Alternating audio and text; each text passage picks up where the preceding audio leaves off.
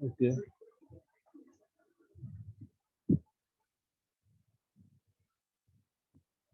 Okay, हमें ये मालूम है, इफ अगर कोई नंबर है x, अगर 0 is less than x is less than 1, x अगर 0 से 1 के बीच में है, जस्ट अ मिनट।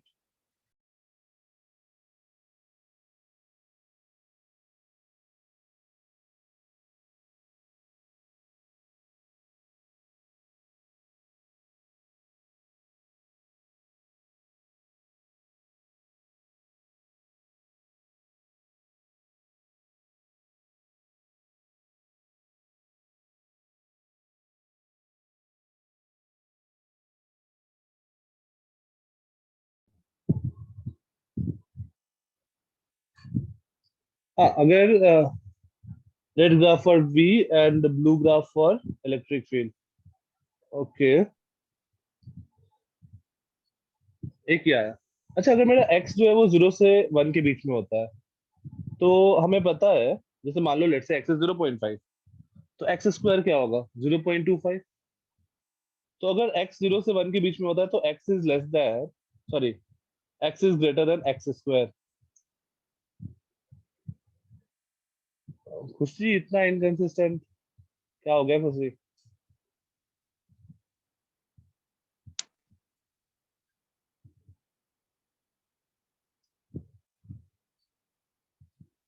और अगर x 1 से बड़ा होता है तो हम लोग क्या बोलते हैं? x अगर 1 से बड़ा है तो एक्स स्क्वायर, जैसे मान लो 2, तो 2 square is always greater, x square is greater than x. तो ये कंडीशन होता है, ये हमें पता है।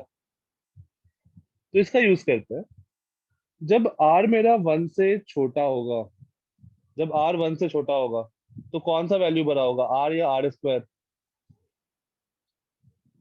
r 1 से छोटा पे r बड़ा होगा, r बड़ा होगा तो पोटेंशियल छोटा होगा। तो for a fixed r, potential छोटा होना चाहिए। तो रेड वाला ग्राफ किसके लिए हो जाएगा? पोटेंशियल के लिए। और ब्लू वाला ग्राफ किसके लिए हो जाएगा? इलेक्ट्रिक फील्ड के लिए।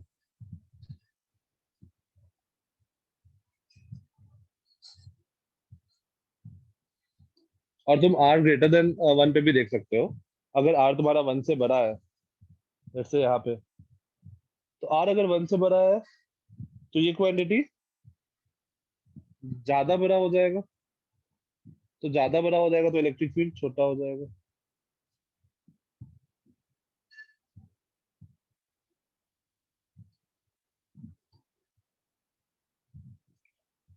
नहीं तो ऐसा तुम्हें कंपेयर करके एक ग्राफ पे पूछ सकता है कि क्या आएगा।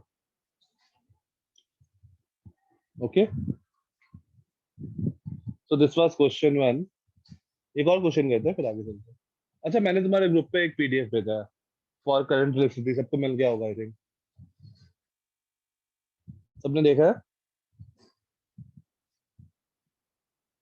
ओके, तो वो हम लोग उस सीक्वेंस को फॉलो करेंगे। इनफैक्ट उसमें कुछ कुछ चीज कम है, वो सब चीज हम लोग मैं बता दूंगा। मतलब कुछ डेरिवेशन सब नहीं है, बट सीक्वेंस वो फॉलो करेंगे। क्वेश्चन 2, अगेन आई थिंक ये एनसीईआरटी वाले क्लास में या किसी एक में डिस्कस हुआ है। जैसे मान लो ये एक प्लस क्यू चार्ज है, हेमीस्फेयर। ये तुम लोग के बैच में डिस्कस हुआ है क्या? अगर यहाँ पे इलेक्ट्रिक फील्ड जे है एट अ डिस्टेंस एक्स, अगर यहाँ पे मैग्नीट्यूड ऑफ इलेक्ट्रिक फील्ड अगर जे है, charge Q radius R, solid, hemisphere, charge is uniformly distributed, तो फिर यहाँ से आर प्लस एक्स डिस्टेंस ऊपर कितना होगा इलेक्ट्रिक फील्ड? यहाँ से आर प्लस एक्स डिस्टेंस ऊपर इलेक्ट्रिक फील्ड क्या होगा?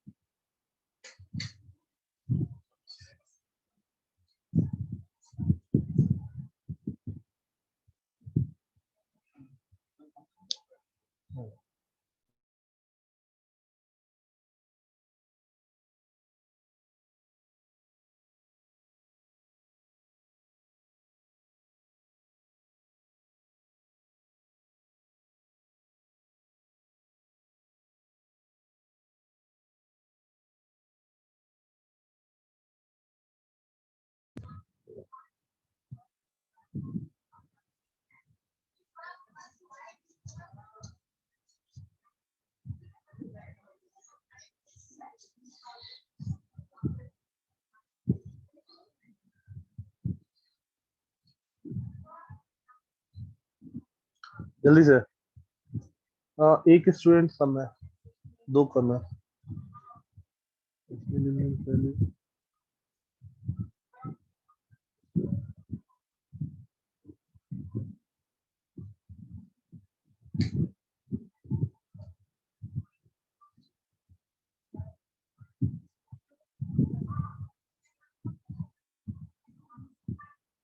दीपांकर, अनम्यूट कर सकते हो?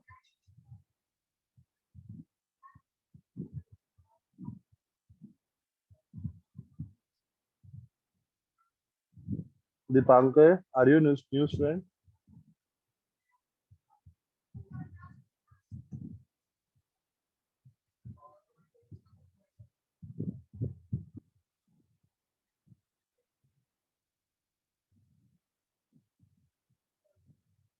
ओके दीपांकर।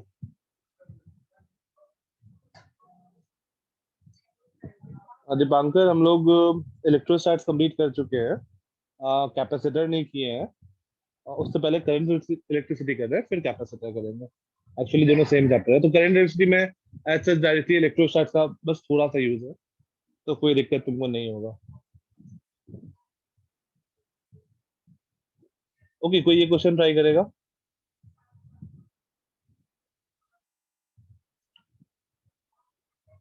रिमझिम कैसे स्टार्ट किया जाए?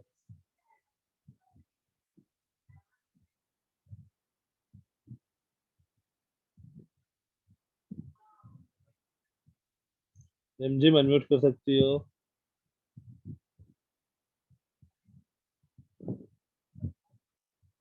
अरे सबको अनम्यूट करना कंपलसरी था। रिमझिम, दो डिवाइस से कनेक्ट करने को बोला था ना। तो इसमें ऐसा कर लो ना, अगर मान लो एक और होता है यहाँ पे प्लस, मतलब पूरा का पूरा कंप्लीट स्फेयर होता, ठीक है, तो मैंने अपने मन से यहाँ पर एक प्लस डाल दिया। तो अगर ये कंप्लीट स्फेयर होता, तो यहाँ पे इलेक्ट्रिक फील्ड कितना होना चाहिए था? कि net charge will B 2Q, इसमें भी क्यू नीचे वाला, ब्लू भी क्यू, रेड भी क्यू, तो K into Q by distance will be R plus X का होल स्क्वायर। अगर दोनों होता, ब्लू एंड रेड अगर दोनों होता, तो इतना इलेक्ट्रिक फील्ड होता। तो this will be electric field due to blue plus red. और मुझे electric field due to red पता है, electric field due to red is G J. तो electric field due to blue क्या होगा, यहाँ से हम लोग बता सकते हैं? Electric field due to blue will be K into 2Q by R plus X का whole square minus J. Yes और नो?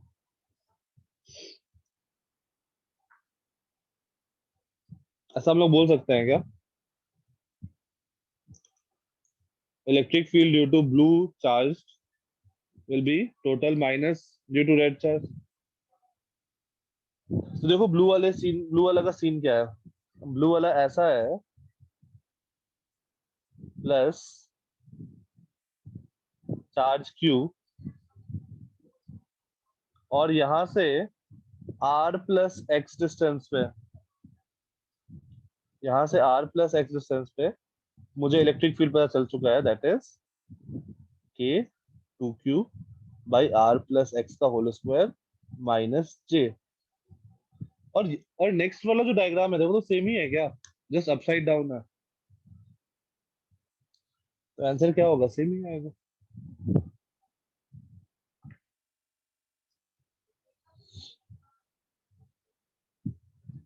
फाइन।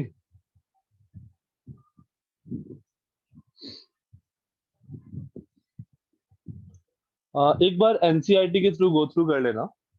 एनसीईआरटी में इक्वी पोटेंशियल सरफेस में, equipotential surface due to dipole का बना रखा है, दो positive charge के लिए इक्वी पोटेंशियल सरफेस बना रखा है। वो एक बार देख लेना, नोट कर लेना कॉपी में, नोटबुक में, और याद रखना। फाइन। यहाँ तक किसी को कोई डाउट?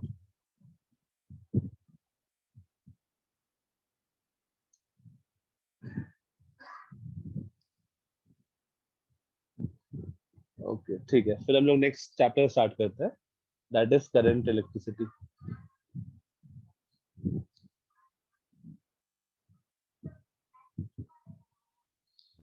ओके, स्क्रीन विजिबल है?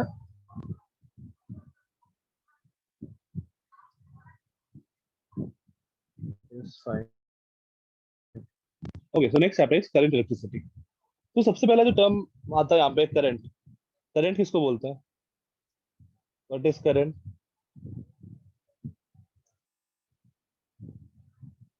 Current is rate of flow of charge. Current को हम लोग कैपिटल अल्फाबेट आई से रिप्रेजेंट करेंगे, ये तुम लोगों को पता है। And I is charge flow per unit time. ये फॉर्मूला अगर हम लोग यूज करेंगे तो हमें क्या मिलेगा? Average current. क्योंकि जरूरी नहीं है ना कि हर इंस्टेंट पे चार्ज सेम रेट से फ्लो कर रहा होगा। तो अगर ये फॉर्मूला हम लोग यूज करते हैं कि total charge flow upon time, तो यहाँ से मुझे मिलेगा एवरेज करंट। अगर इंस्टेंटेनियस करंट फाइंड करना है तो हम लोग क्या करेंगे? Current equal to rate of flow of charge, that is rate means D by D T of Q. ये हमें क्या देगा? Instantaneous current. So what is current? Current is rate of flow of charge. कितना charge flow कर रहा है per unit time through a conductor.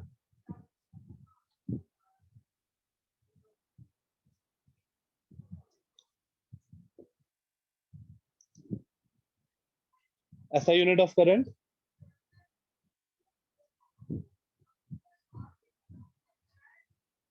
SI unit of current is here,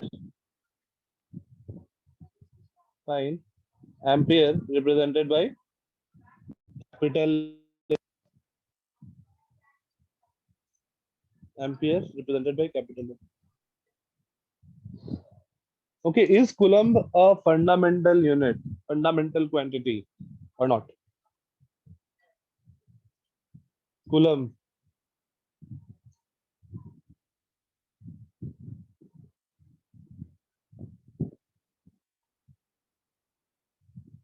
Fundamental quantity क्या था? No, fine. Fundamental quantity क्या क्या था?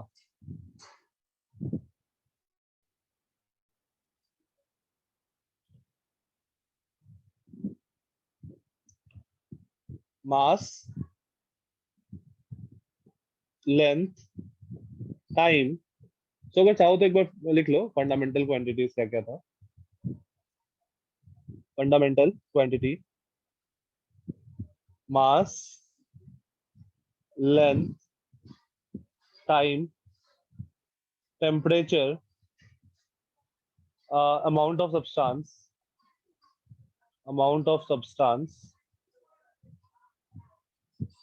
luminous intensity, और एक और क्या है? luminous intensity और एक एम्पियर करंट।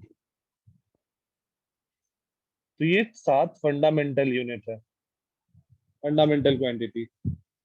अगर हमसे यूनिट पूछ रहा है, जैसे यहाँ पर ऐसा यूनिट पूछा था, हमने एम्पियर बताया, लेकिन अगर कभी डायमेंशन पूछेगा तो डायमेंशन हमेशा हम लोग को इस यूनिट में बताना होगा। फॉर एग्जाम्पल, ऐसा यूनिट ऑफ चार्ज क्या होता है? ऐसा unit of charge is coulomb. लेकिन अगर तुमसे पूछते हैं कोई डायमेंशन ऑफ चार्ज तो क्या बताओगे? Dimension of charge.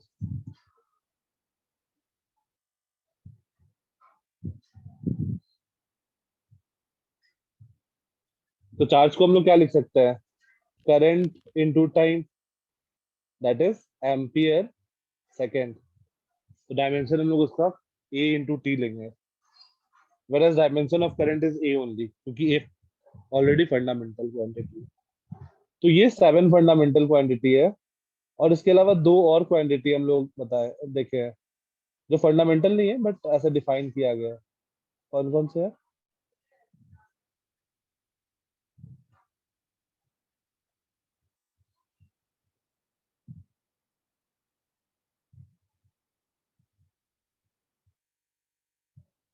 इसके अलावा दो हैं, दैट इज एंगल हम लोग मेजर करते हैं, plane angle.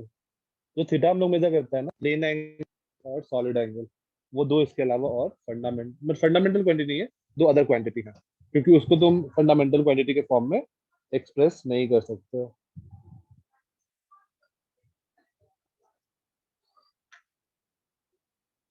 Fine.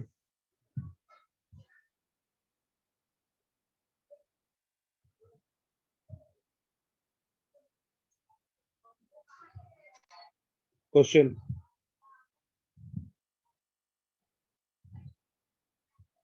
Charge flow charge flow through a wire is given as charge flow through a wire is given as q is equals to 7t square plus 6t plus 5. Find the current in the wire at t equal to 2 seconds. 2 seconds and 3 seconds.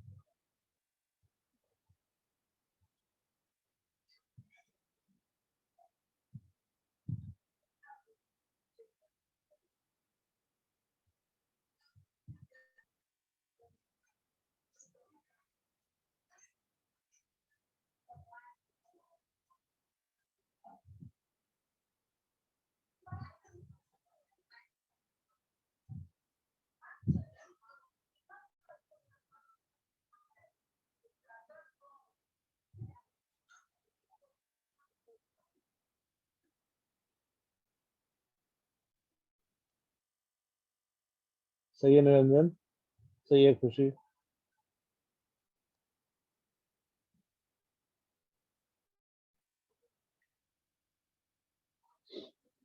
Simple सा, I is dq by dt, that is 14t plus 6, और मुझे t क्या put करना है, 2 and 3, तो t equal to 2, I equal to 28 plus 6, that is 34। अच्छा, अब यहाँ पर हम लोग एम्पियर नहीं लिखेंगे, क्योंकि यहाँ पर मुझे पता नहीं ना कि ये किस यूनिट में है, कुलम में है, किस में है। तो हम लोग यहाँ पर बस 34 यूनिट्स लिख देंगे, कि हो सकता है मिली कुलम में हो तो मिली एम्पियर आंसर हो सकता है, राइट। तो इसलिए मैं यूनिट्स लिख दूंगा।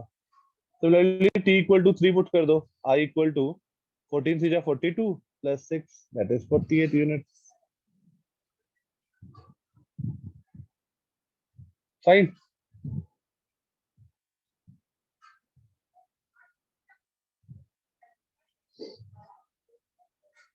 अच्छा, next, is current a vector quantity और scalar quantity?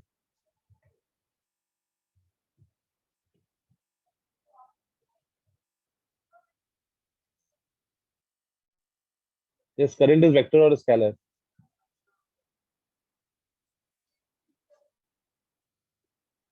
Scalar.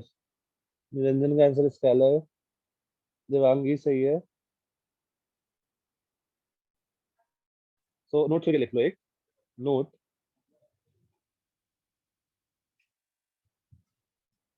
current is neither a scalar quantity neither a scalar quantity nor a vector quantity nor a vector quantity, it is tensor। अपने syllabus में नहीं है tensor, बस मैं term बता दिया, it is tensor quantity. अब देखो स्केलर क्यों नहीं है, क्योंकि और तुमको ये तो हम दिखाते ही है ना कि अगर मान लो वायर है तो यहाँ पे हम डायरेक्शन दिखाते हैं ना कि करंट इधर जा रहा है, तो definitely it is not a scalar. और वेक्टर इसलिए नहीं है, current is not a vector quantity because vector क्यों नहीं है? सर वेक्टर एडिशन नहीं हो सकता। Yes, because it does not follow triangle law of vector addition. Triangle law of vector addition. अपने सिलेबस में एक और क्वांटिटी ऐसा था जो ना ही स्केलर है ना ही वेक्टर है। कौन सा था?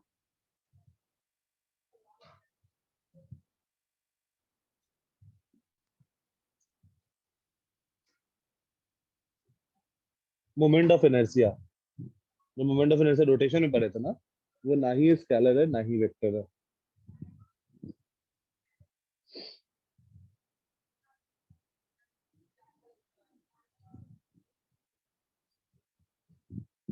Fine. Okay, next.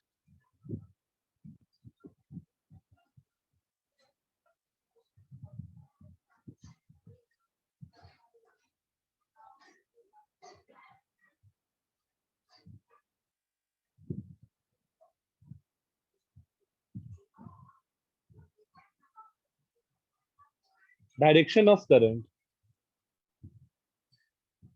Direction of current. Direction of current.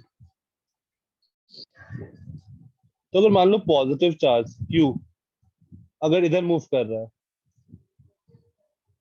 Velocity इसका इस तरफ है, तो हम लोग बोलेंगे कि अगर पॉजिटिव चार्ज का जो मोशन का डायरेक्शन होता है वही करंट का डायरेक्शन होता है। वही नेगेटिव चार्ज अगर -Q अगर इधर मूव कर रहा है, वेलोसिटी इधर है,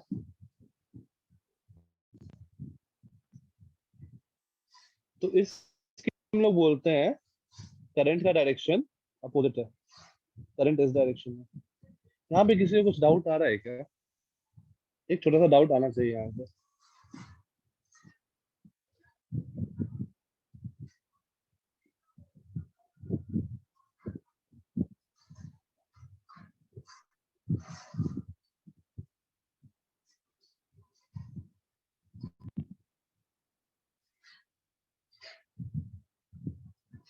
डाउट यहाँ पर ये आना चाहिए कि यार हमने अभी तक पढ़ा है कि positive charge that is protons, you can say कि प्रोटॉन्स मूव नहीं करता है।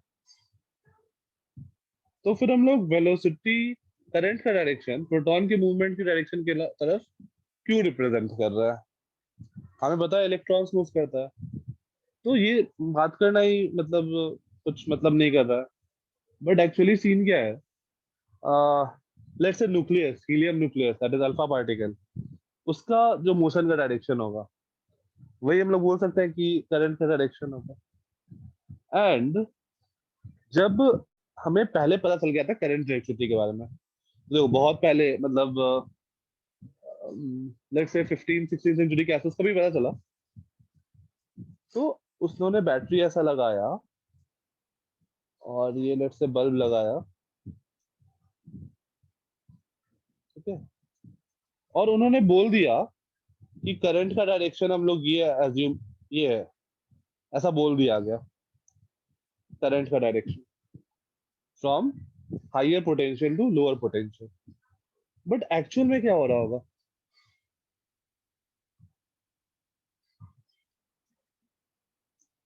पॉजिटिव चार्ज तो ऐसे मूव नहीं कर रहा होगा एक्चुअल में। जब हम लोग लगाते हैं इस तरह से, इसमें मैं और डिटेल्स में आऊंगा थोड़ी देर बाद, तो एक्चुअल में क्या हो रहा होगा? इलेक्ट्रॉन फ्लो कर रहा होगा, तो इलेक्ट्रॉन इधर फ्लो कर रहा होगा इस टाइप से।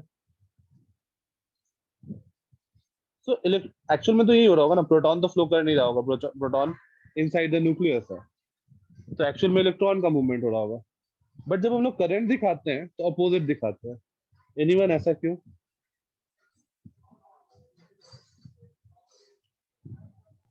Convention.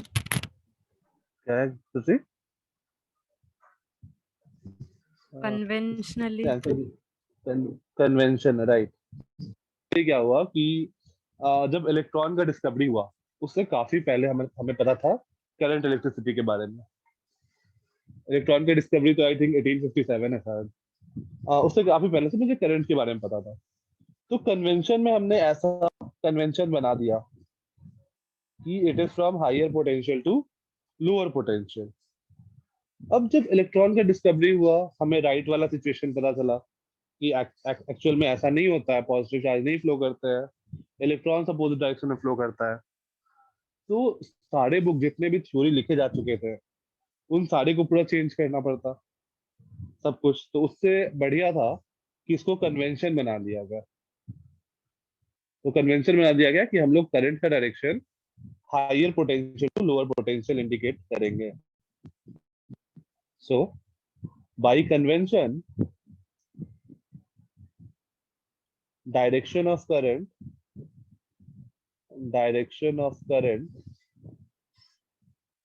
is from higher to lower potential, higher to lower potential.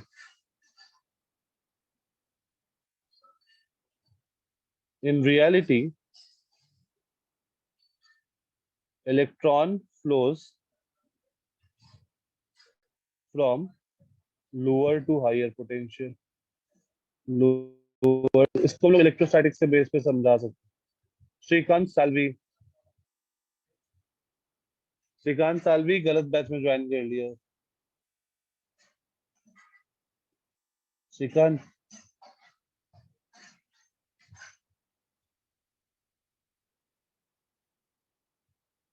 Hello Shrikant.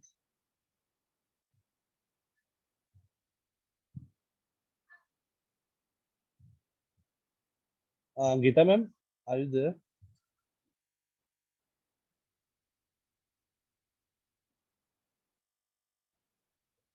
Shrikant, sir sorry.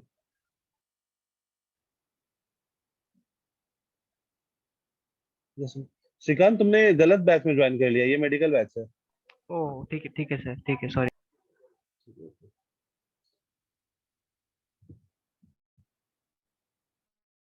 हाँ, in reality electron flows from lower to higher potential.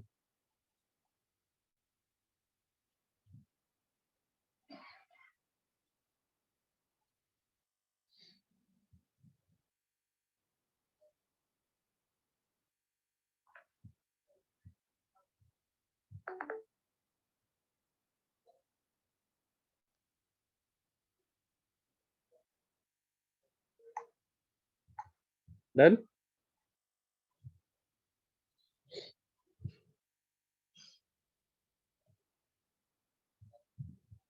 Fine.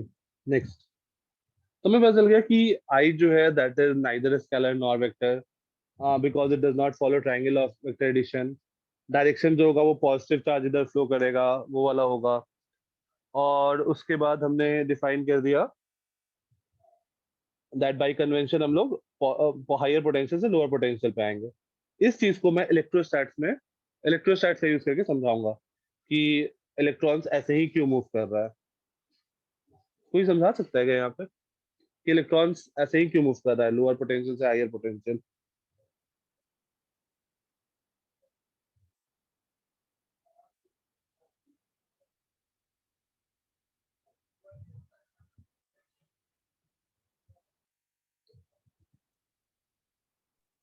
Sir शायद से पॉजिटिव और नेगेटिव पोल्स है ना, तो नेगेटिव अपने तरफ इलेक्ट्रिक फील्ड होता है तो उसके ऑपोजिट फोर्स लगता है जैसे। थोड़ा थोड़ा सही है।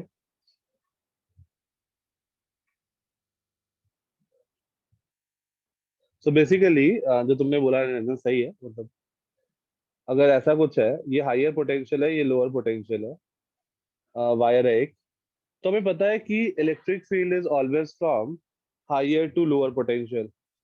तो अगर यहाँ पर तुम बात करो तो इलेक्ट्रिक फील्ड का डायरेक्शन ये होगा from higher potential to lower potential.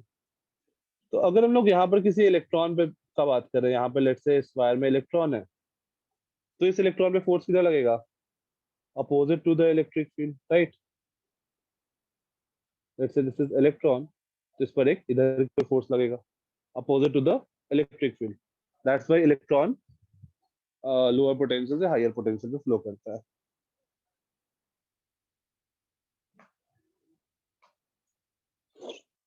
Fine. Next, conductors क्या होता है, इंसुलेटर क्या होता है, सेमीकंडक्टर क्या होता है, ये सबको क्लियर है। कंडक्टर हैज फ्री इलेक्ट्रॉन्स, और उसका हम लोग वो भी देखे थे जब इलेक्ट्रोस्टैट स्टार्ट किए थे, तो गैप ये सब का भी बात किए थे। नेक्स्ट हेडिंग दो, relation current density, current density, हम लोग इसको अल्फाबेट जे से रिप्रेजेंट करेंगे।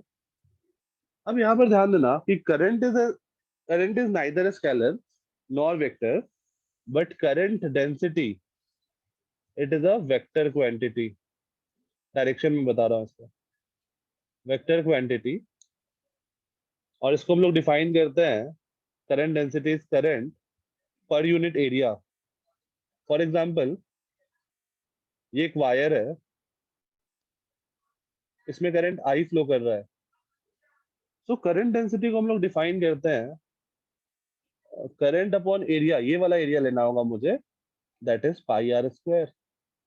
सो this is I upon pi R square, and direction is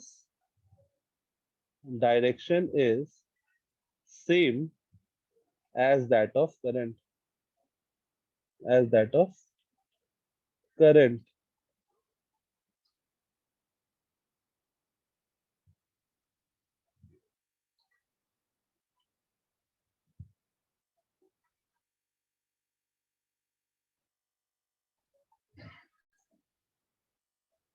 okay,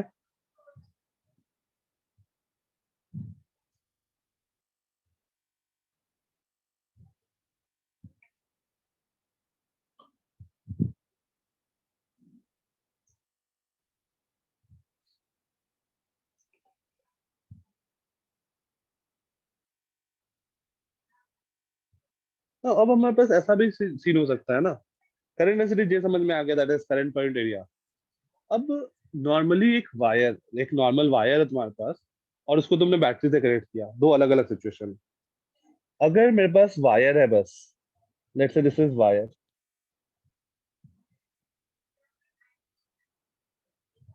और इसको मैंने किसी भी बैटरी या एक्सटर्नल सोर्स से कनेक्ट नहीं किया, दैट इज अ फैक्टर। सो इसके पास फ्री इलेक्ट्रॉन्स होंगे। और केमिस्ट्री में तुमने पढ़ा है कि जो इलेक्ट्रॉन्स हैं, या फिर तुमको ऐसे ही पता है कि टेम्परेचर होगा तो वो मूव कर रहा होगा।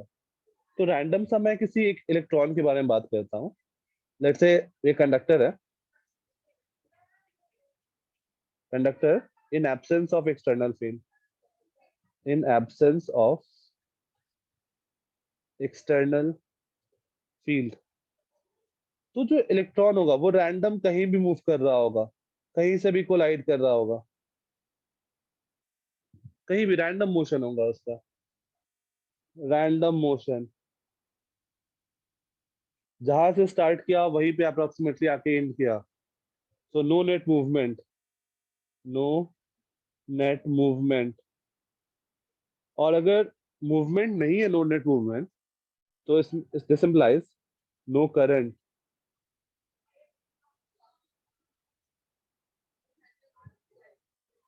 बट अगर इसी कंडक्टर को हम लोग किसी एक्सटर्नल सोर्स से कनेक्ट कर दें,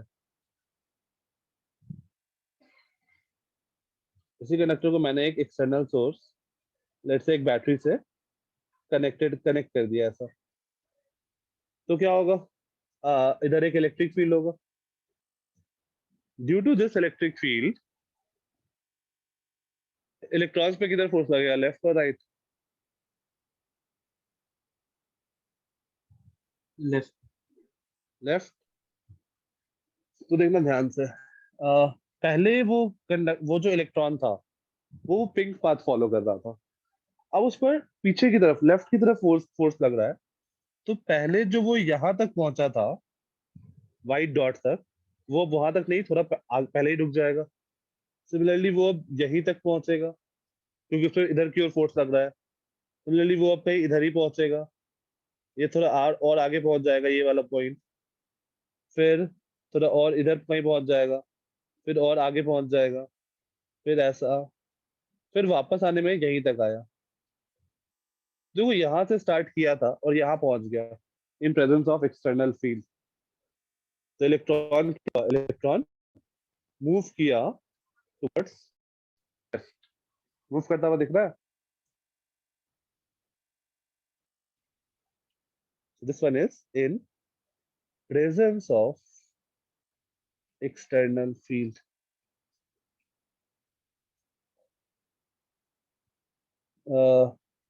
There is net movement. There is net movement. और movement है तो current होगा. There is current. और हम लोग लिख सकते हैं acceleration is equals to E.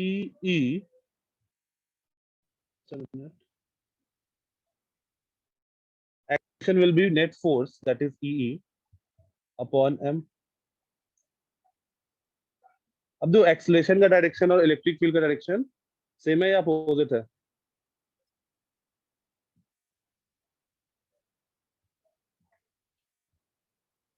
Opposite है, बट यहाँ जो तुम्हारा E जो है that is also charge of electron, वो भी एक नेगेटिव क्वांटिटी होगा। सो तुमको दिख रहा है वो माइनस साइन आएगा।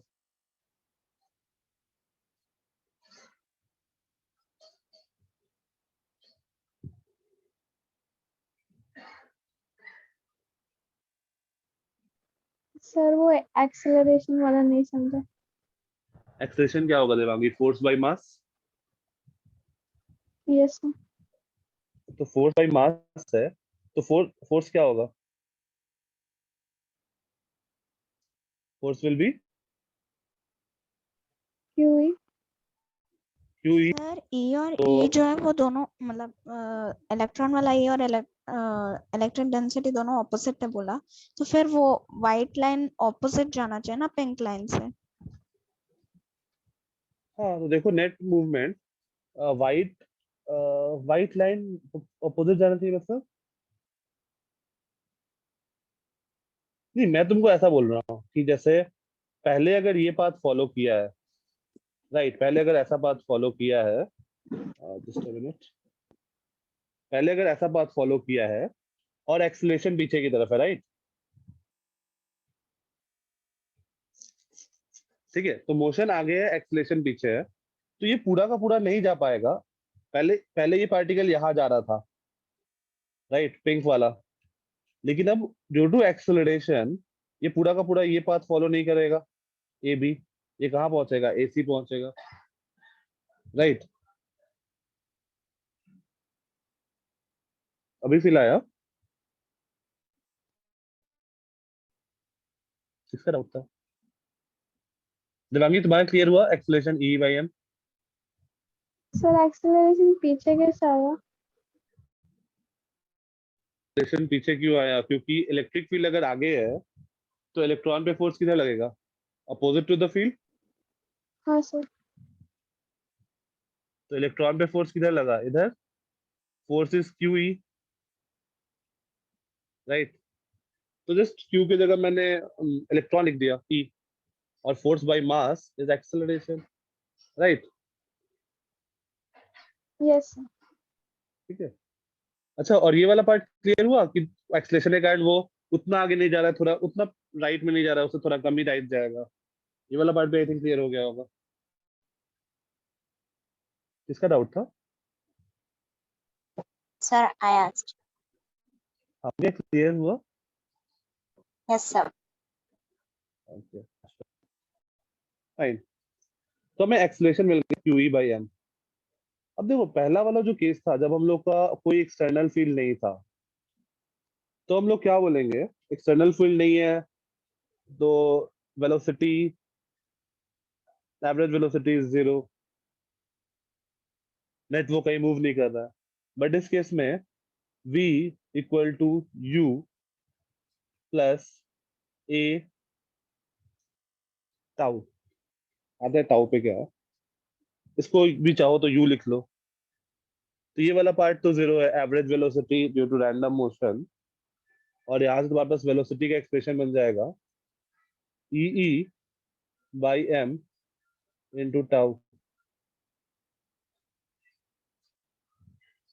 ध्यान देना ई जो है, स्मॉल ई जो है, that is a negative quantity.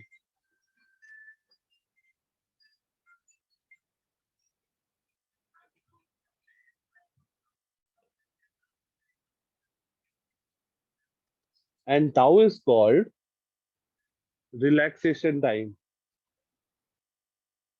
Relaxation time means जो इलेक्ट्रॉन है कंडक्टर के अंदर, तो वहां पर बहुत सारे इलेक्ट्रॉन होंगे, बहुत सारे एटम्स होंगे। तो इलेक्ट्रॉन रैंडम सा मूव कर रहा है, तो वो कहीं भी किसी भी कंडक्टर को जाके हिट कर रहा होगा, किसी भी एटम को जाके हिट कर, मतलब कंडक्टर के आउटर सेल को हिट कर रहा होगा, किसी भी एटम को हिट कर रहा होगा। तो रिलैक्सेशन टाइम हम लोग बोलते हैं time between two successive collision, two successive collision. This is relaxation time.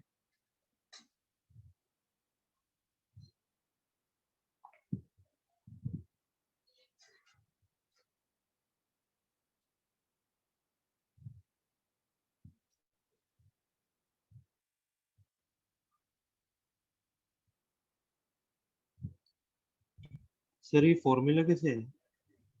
कौन सा फॉर्मूला? ये v ये is वाला equal to u plus a tau. Kinematics v equal to u plus at। वो था ना फर्स्ट इक्वेशन। हाँ ओके यस।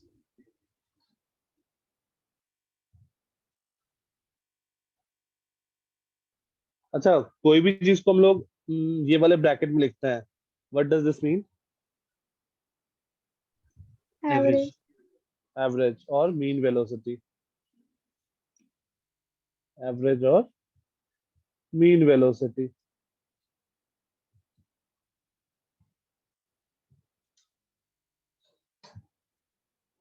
तो ये तुम्हारा पहला फॉर्मूला है जो तुमको याद रखना है। मतलब आज की क्लास में तुमको फॉर्मूला फॉर्मूला फॉर्मूला थोड़ा बहुत रहेंगे जो तुमको याद रखना है, और वो याद रखना पड़ेगा यार। मतलब क्वेश्चन आते ही नहीं है उस पर, तुमको बुकलेट में मिलेंगे ही नहीं, तो अपने आप ही तुमको फॉर्मूला नहीं याद होगा। तो ये तुमको एक याद रखना होगा और एक दो और याद रखना पड़ेगा। फाइन, याद है, कोई दिक्कत? नेक्स्ट, अब आता है हमारे पास कि जैसे मान लो एक कंडक्टर का मैं बात करता हूँ। एक कंडक्टर है, उसके अंदर बहुत सारे इलेक्ट्रॉन्स होंगे। So next is relation between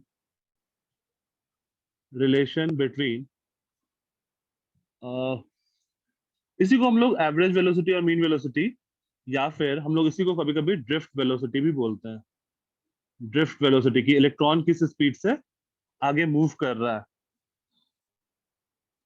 so relation between drift velocity and current, relation between drift velocity and current. So let's say ये एक कंडक्टर है।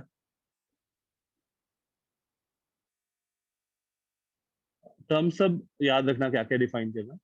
मैं इस कंडक्टर का एक छोटा सा सेक्शन ले रहा हूँ। Let's say cross section area is a, और मैं ये एक छोटा सा सेक्शन डेल्टा एक्स ले रहा हूँ। So volume of the section क्या होगा? Volume of the section, selected element, it will be a into delta x. a into delta x, right? Surface area मतलब एरिया इनटू थिकनेस। सिलेंडर का volume हम लोग ऐसे ही निकालते हैं। यहाँ पर हम लोग एक टर्म डिफाइन कर रहे हैं, small n. Small n is number of charge carrier, number of charge carrier per unit volume. ध्यान देना ये term, number of charge carrier per unit volume. अब देखो यहाँ पर मैंने नंबर ऑफ चार्ज क्यों नहीं डिफाइन किया है, मैंने चार्ज कैरियर क्यों डिफाइन किया है? क्योंकि हो सकता है ना कि हमेशा जो मेरा चार्ज जैसे Fe2+ है, तो वो 2 यूनिट चार्ज लेके चल रहा है, ठीक है? तो इसलिए मैं number of charge career define किया हूँ, total number of electrons directly नहीं डिफाइन कर दिया। So number of charge carrier per unit volume. तो ये दो टर्म हमारे पास आ गया, फर्स्ट सेकंड। तो अगर हमने ये डिफाइन कर दिया तो इसका आंसर क्या आएगा बताओ? Number of charge carrier in the selected element कितना होगा? Na delta x. n delta x, n into volume is number of charge carrier, so n into volume, that is n a delta x. And let's say charge on each carrier be e, that is charge of an electron, that is charge of one electron. So total charge in the selected element क्या हो जाएगा? Total charge in the selected element, that will be number of charge carrier into charge on each carrier, right? Into charge on each carrier. Yes, no? ये समझ लेना, फिर note कर लेना, Yes sir. या फिर यहाँ तक नोट कर लो, फिर आगे चलते हैं। तो नंबर ऑफ चार्ज कैरियर हमारे पास आ चुका है, n A delta x into charge on each carrier is A. So total charge in the selected element. और अगर मान लो ये मूव कर रहा है, तो हम लोग बोल सकते हैं I is delta Q charge move by delta T. तो ये बन जाएगा delta Q is N A E delta x by delta T, और ये बन जाएगा N E A into delta x by delta T. डेल्टा एक्स बाई डेल्टा टी को क्या लिख दें?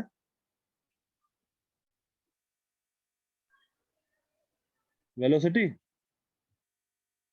तो हम लोग उसको v लिख देते हैं। तो हमारे पास एक फॉर्मूला आ गया, I equal to n E A v d. Again ये दूसरा फॉर्मूला जो हमें याद रखना है, n E A v D.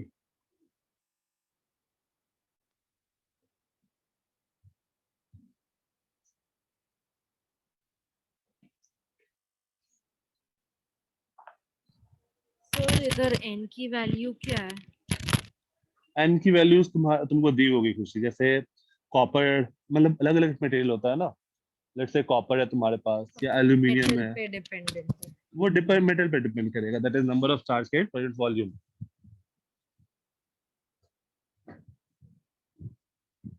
क्योंकि कॉपर में जितने फ्री इलेक्ट्रॉन्स हैं, क्या उतने ही free electrons per unit volume aluminium में होंगे या नहीं? जरूरी नहीं है ना। सही खुशी? Yes sir. तो वो तुमको दिया होगा क्वेश्चन में।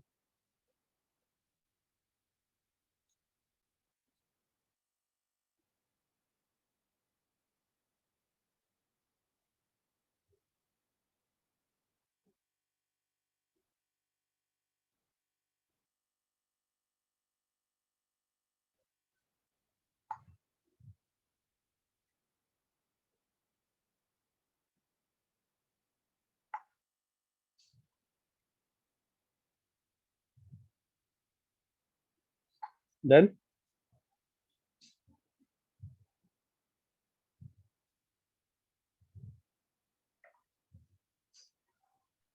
सर v इलेक्ट्रॉन की स्पीड है। हाँ, v जो है वो इलेक्ट्रॉन की स्पीड है, दैट इज वो vd जो है ना, vd इज ड्रिफ्ट वेलोसिटी, जो हम लोग ऊपर पे किए थे ना इससे पहले वाले केस में, वही है vd। d सबस्क्रिप्ट में है, d को साथ में मल्टीप्लाई में मत लिख देना, सबस्क्रिप्ट में है। n तो पता ही है, number of charge carrier per unit volume, a is cross section area.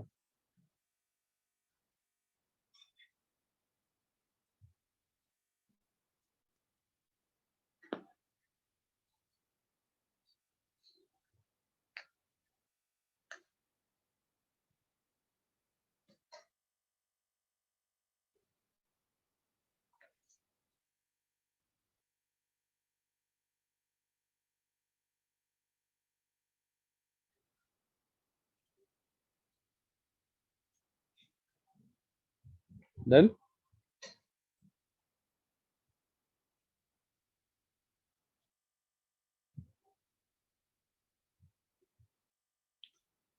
ठीक है, अब देखो हमारे पास आ गया I equal to NEAVD। Again ये फॉर्मूला हमें याद रखना था, मुझे जो याद रखना है वो मैं हाईलाइट कर दे रहा हूँ। ये याद रखना है और तुमको ये याद रखना था, ठीक है, ये दोनों याद रखना है। अब हम लोग इसको ऐसा भी तो लिख सकते हैं ना, I upon A, sorry, I upon A, this will be equal to current density equal to NEPD। तो अगर NEAVD याद है, I इक्वल टू NEAVD, तो J तुमको डायरेक्टली मिल जाएगा NEVD।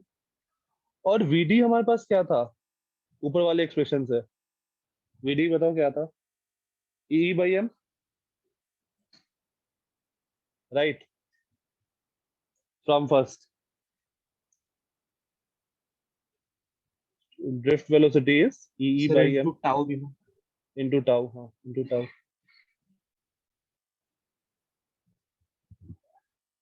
तो यहाँ से हमारे पास क्या आ गया, ये देखो, इसको थोड़ा सिंप्लीफाई कर रहे हैं, तो NE² tau by M into electric field.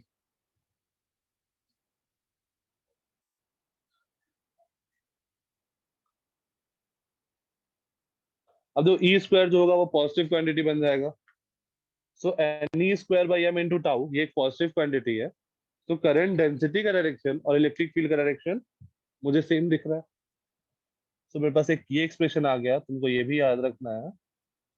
और ये जो पूरा चीज होता है ना, NE² into tau upon M, इस पूरे चीज को हम लोग रिप्रेजेंट करते हैं सिग्मा से। J equal to sigma times of E, that is current density is sigma times of E.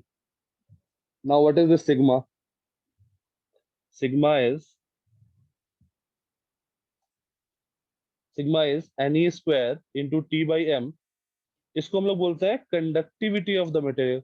याद आया कुछ क्लास 9th में ये टर्म यूज हुआ था, conductivity of the material, yes और no? Opposite of reciprocal of resistance.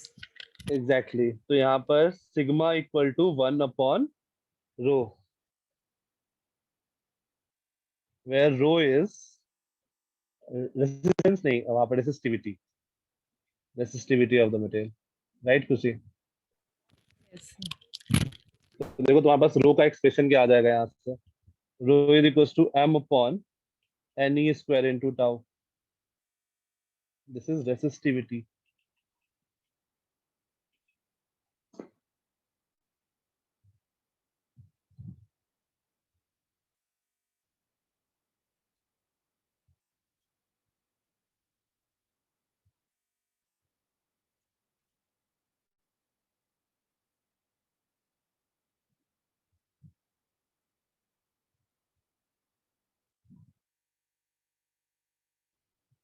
तो आज वाला क्लास थोड़ा बहुत याद करने वाला टाइप है, अगले क्लास से याद करने वाला चीज खत्म।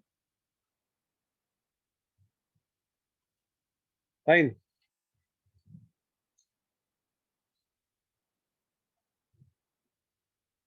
तो ये जो है ना J इक्वल टू सिग्मा, यहाँ से मैं ओम्स लॉ भी डिराइव कर दूंगा अभी। ओम्स लॉ जो है ना अपने पास, V इक्वल टू IR, वो यहीं से आता है एक्चुअली।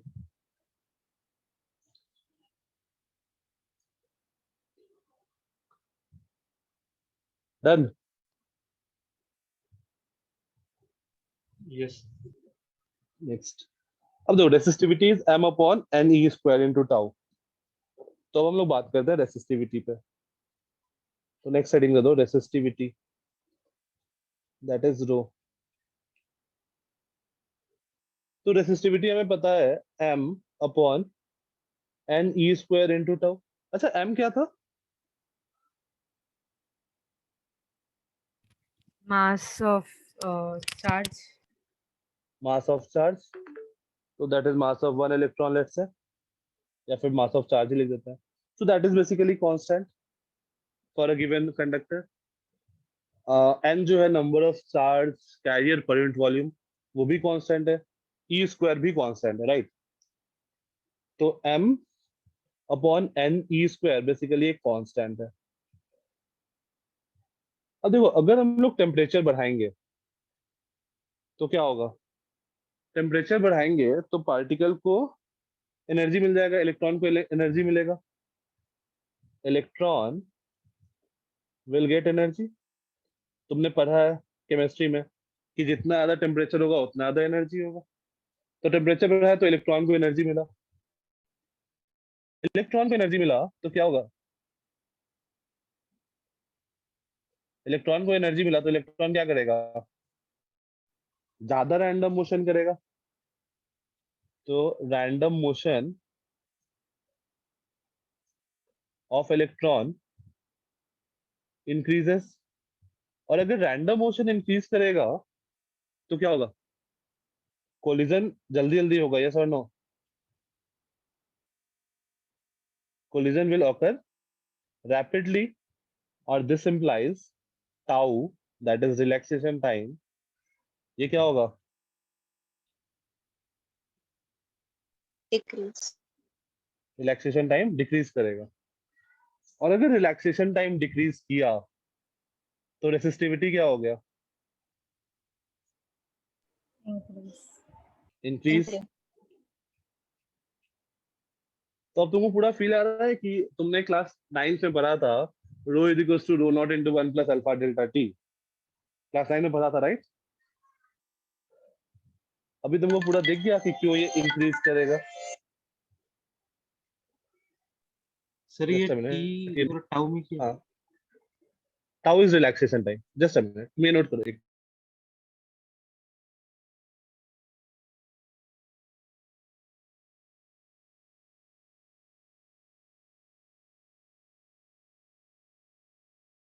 हाँ निरंजन, टी है ना, that is tau is relaxation time. ये टाउ के बाद नीचे एरो है, मतलब डिक्रीज कर रहा है. सर ये टी ऊपर वाला टी इंक्रीज कर रहा है वो नहीं समझा था। अच्छा, ये कैपिटल टी जो हम लोग यूज करेंगे that is for temperature. Temperature increase करेगा तो एनर्जी बढ़ेगा ना, यस। राइट?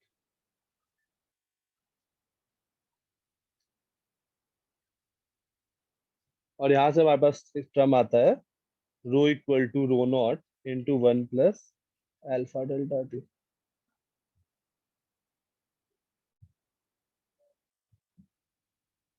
मतलब एग्जैक्ट इसका डेरिवेशन हमें नहीं पढ़ना है, बस हम लोग यहाँ से ये बता सकते हैं कि टेम्परेचर बढ़ेगा तो रेसिस्टिविटी बढ़ेगा.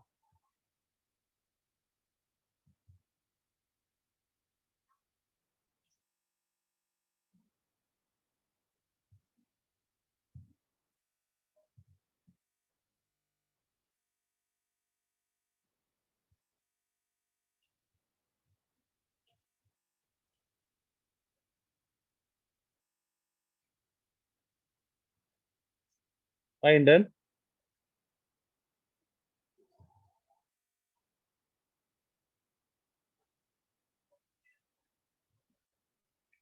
और रो बढ़ेगा तो हम लोग क्या बोलेंगे? कंडक्टिविटी.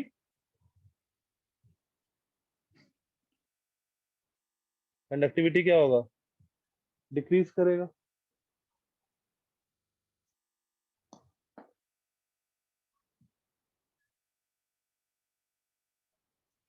फाइन, यहाँ तक कोई दिक्कत?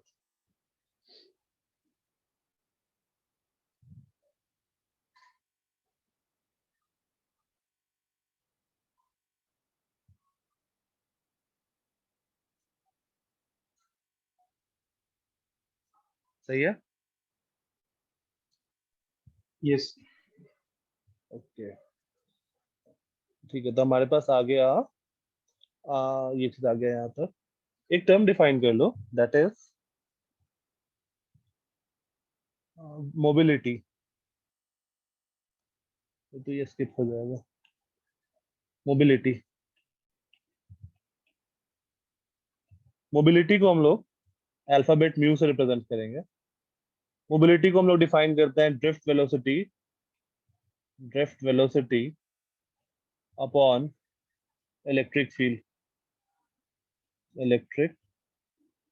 Magnitude of electric field basically.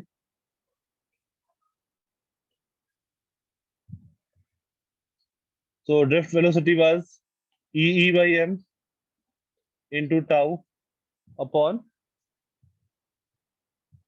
E electric field. तो ये हो जाएगा basically E by E cancel out हो जाएगा. E टाउ बाई m और E tau by m. This is me. ये थोड़ा याद रखना, ये बिल्कुल भी कभी नहीं पूछा जाता है मोबिलिटी. तो बहुत ज्यादा चांसेस है कि तुम ये भूल जाओ,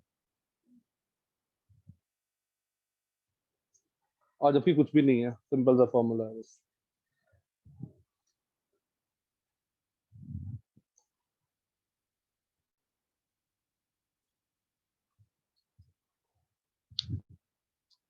फाइन, यहाँ तक कोई दिक्कत?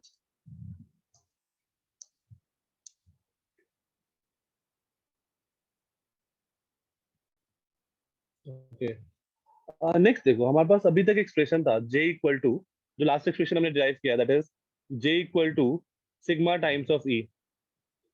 हमारे पास एक्सप्रेशन है J equal to sigma times of E. इसके आगे मैं प्रोसीड करता हूँ.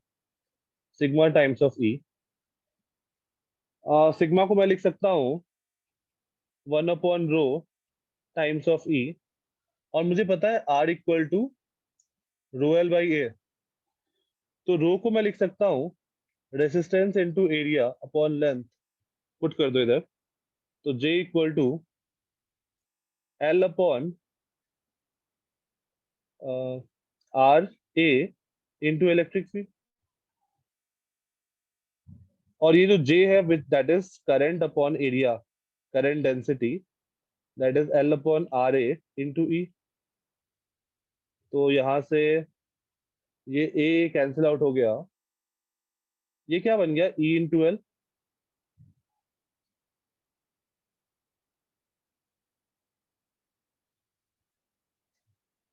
ये था ना potential is minus integral of E dot d r. तो E इंटू एल क्या बन गया? Potential difference. तो I equal to V by R और V equal to I are.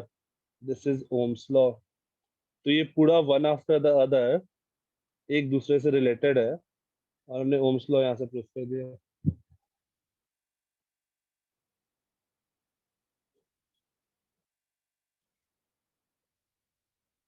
तुम चाहो तो यहाँ पे डेल्टा भी लिख दो, ज्यादा बेटर है. डेल्टा वी जो होता है वो आई आर के बराबर होता है. हम लोग अभी जब हम लोग पोटेंशियल पढ़े थे, तो जो भी क्वांटिटी था हमने डिफाइन किया था ना कि इंफिनिटी में पोटेंशियल जीरो है. तो हम लोग चेंज इन पोटेंशियल का बात करते हैं हर जगह पे. तो that's why delta we is I R.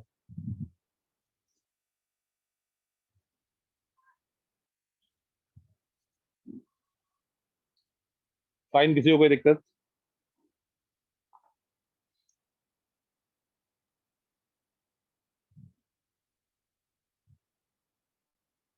Oh, it is valid for ohmic conductor only. It is valid for ohmic conductor only. हम लोग अपने इस चैप्टर में केवल ओमिक कंडक्टर पढ़ेंगे जो V equal to I R follow करेगा. Apart from that हमारे पास बहुत सारे ऐसे चीज होते हैं जो V equal to I R नहीं फॉलो करते हैं. जैसे हम लोग को एक चैप्टर ही पूरा का पूरा पढ़ना है, दैट इज सेमीकंडक्टर. सेमीकंडक्टर बिल्कुल ही नहीं फॉलो करता है V equal to I R. और नॉन मेटल तो खैर भूल ही जाओ.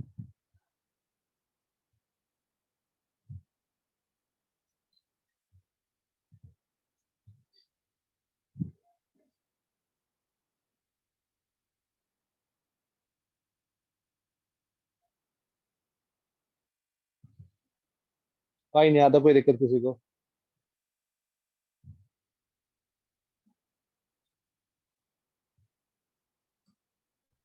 No. Fine. So it is Ohm's law. अब ओम्स लॉ का बहुत सारा लिमिटेशन है, वो तुम लोग एनसीईआरटी से रीड करोगे या लिखवा दो? एनसीईआरटी से लिख लोगे limitations of Ohm's law? Limitation of Ohm's law, 3-4 limitation है। एनसीईआरटी से नोट कर लेना अपने कॉपी में, पेज 101 एनसीईआरटी। पहला लिमिटेशन क्या है, तुम लोग नोट करके फिगर बना लेना साथ साथ,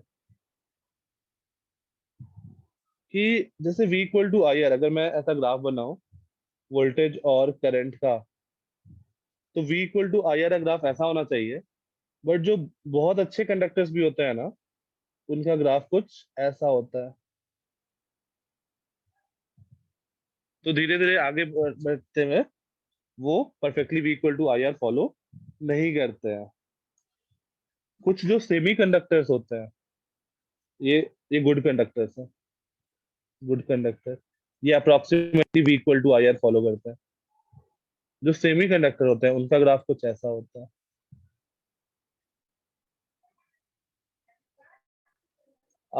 ये ग्राफ हम लोग प्रॉपर डिटेल में कि ऐसा क्यों होता है, ये अपने सिलेबस में है, बट अभी नहीं करेंगे हम लोग। ये हम लोग करेंगे सेमीकंडक्टर में। यहाँ पर आई इन मिली एम्पियर है, और ये ग्राफ कुछ इस टाइप का होता है। और ये वाला आई जो होता है नीचे वाला, this I is micro ampere. जैसे रिवर्स कर दिया, रिवर्स ये सब भी हम लोग उसी चैप्टर में पढ़ेंगे। तो ये अचानक से ऐसा कुछ होता है, तो V equal to I R follow नहीं करता है। तो वर्ड्स में एनसीईआरटी में लिखा हुआ है।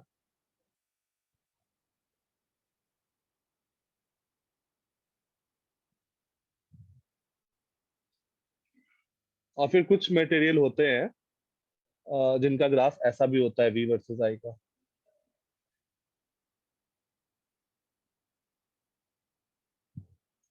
वोल्टेज वर्सेस करंट का, कुछ मटेरियल का ऐसा भी ग्राफ होता है। कुछ दूर तक स्ट्रेट है, फिर उसके बाद ये ऐसा कुछ होके ऐसा कुछ हो जाता है।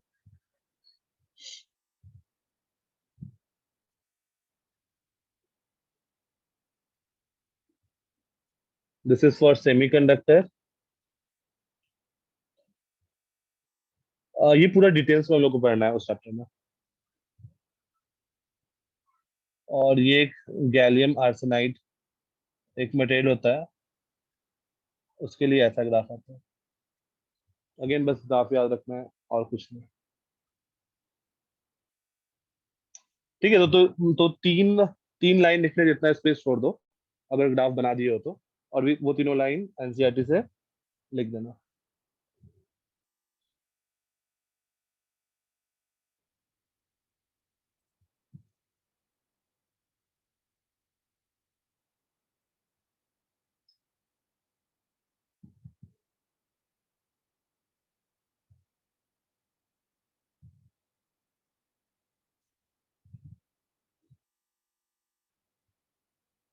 डन।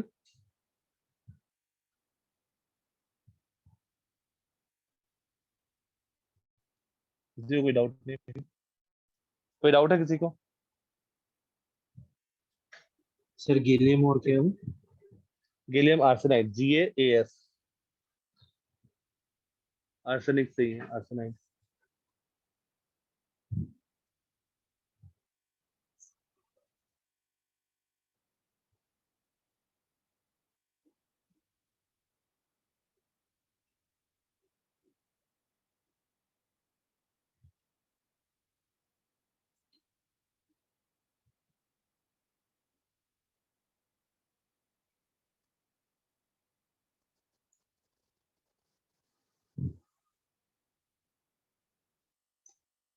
Fine, done. अच्छा, अब जो हम लोग ये एक्सप्रेशन पर है, rho equal to rho not into 1 plus alpha delta T, तो नेक्स्ट हेडिंग दे दो, टेम्परेचर डिपेंडेंस ऑफ रेसिस्टिविटी। तो यहाँ पर ये तो हम लोग क्लास 9 में पढ़े हैं ना, आ गया, ये क्लास 9 में पढ़ा था। तो उस टाइम मतलब ये जो होता है, ये बहुत स्मॉल रेंज ऑफ टेम्परेचर के लिए एप्लीकेबल है। 0 to 50, 10 to 100, ऐसा कुछ। 10 to 1000 में तुम सीधा ये फॉर्मूला नहीं लगा सकते हो। किसी किसी मटेरियल के लिए लगा सकते हो, किसी किसी मटेरियल के लिए नहीं लगा सकते हो। बट आवर सिलेबस अगर तुमसे पूछता है तो तुम फॉर्मूला लगाने के अलावा और कोई ऑप्शन नहीं है। बट एक्चुअल में क्या होता है, तो नेक्स्ट हेडिंग दे दो, temperature dependence of resistivity. Temperature dependence of resistivity. तो जैसे कॉपर, कॉपर का ग्राफ कुछ ऐसा होता है, इस टाइप का। ऐसा। 0, 50, 100, तो अप्रोक्सीमेटली 50 to 100 तुम एक स्ट्रेट लाइन जैसा मान सकते हो, या 0 to 50 अप्रोक्सीमेटली स्ट्रेट लाइन जैसा मान सकते हो, तुम्हारा आंसर सही आएगा। लेकिन तुम 0 to ये को अप्रोक्सीमेटली स्ट्रेट लाइन मान लोगे तो आंसर गलत आ जाएगा। तो इससे हम लोग for small range of temperature वैसा ले सकते हैं। This is temperature in kelvin and this is resistivity. This one is for copper. For other material, nichrome, it is something like this. Nichrome is an alloy. 200, 400, 600. This is temperature in Kelvin again. और ये जो graph होता है, ये perfect straight line है। तो इसके लिए तुम सीधा one R=R0 × 1 + alpha delta T ऐसा कुछ ग्राफ बना सकते हो। Graph is not to scale और एनी और to extract any information, just मैं नेचर बता रहा हूँ। ये मत बोल देना कि 200 पे ऐसा लाइन खींच के इसका रेसिस्टिविटी इतना होगा, ये नहीं, मैं रैंडम बस नेचर बता रहा हूँ। This one is for nichrome.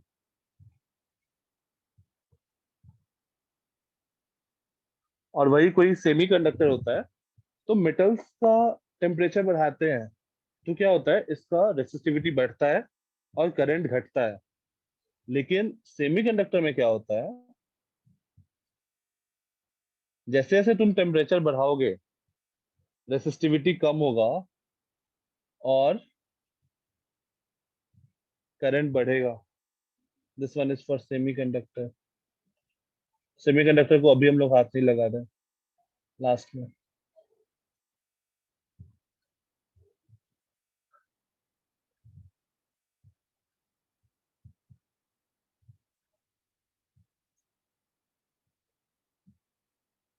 But for our calculation,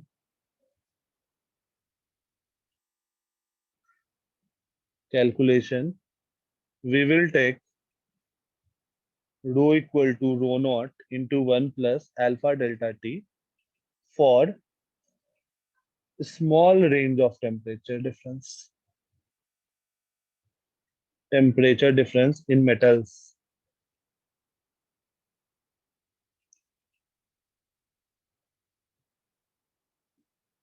In metals.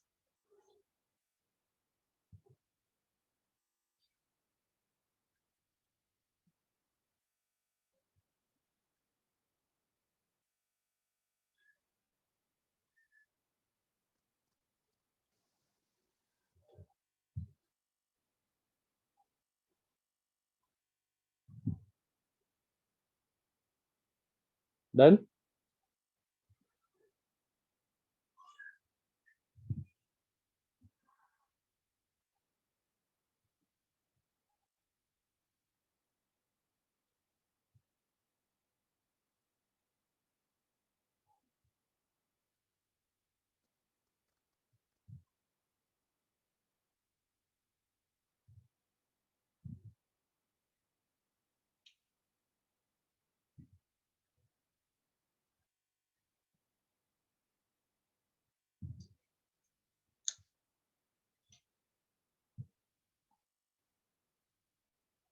यहाँ तो हो गया, किसी को कोई डाउट?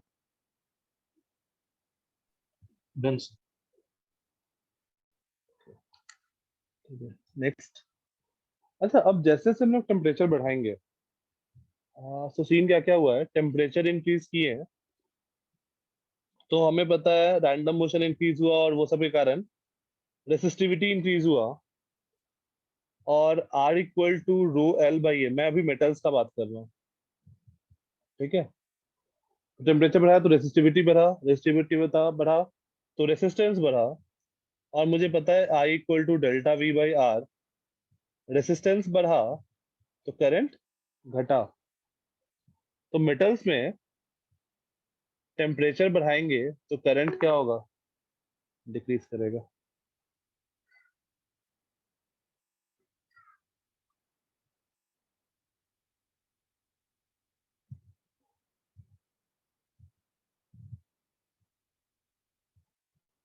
फाइन। बट सेमीकंडक्टर में जब हम लोग टेम्परेचर बढ़ाते हैं तो क्या होता है, ज्यादा इलेक्ट्रॉन वैलेंस बैंड में जंप कर जाता है और ज्यादा इलेक्ट्रॉन्स कंडक्ट करता है, तो इसलिए वहां पे करंट बढ़ जाता है। सेमीकंडक्टर का जस्ट एक नोट कर लो। सेमीकंडक्टर, तो ये भी एक डिफरेंस है काफी ज्यादा मेटल्स और सेमीकंडक्टर में। टेम्परेचर बढ़ाते हैं तो number of electrons in conduction band increases. जो लोग ये वाला क्लास मिस किए थे इलेक्ट्रोस्टैटिक्स के फर्स्ट वाला, कोई दिक्कत नहीं है, तुम लोगों को मैं कंडक्टर लास्ट में फिर से पढ़ाऊंगा। और नंबर ऑफ इलेक्ट्रॉन्स बढ़ेगा तो करंट बढ़ जाएगा फॉर सेमीकंडक्टर।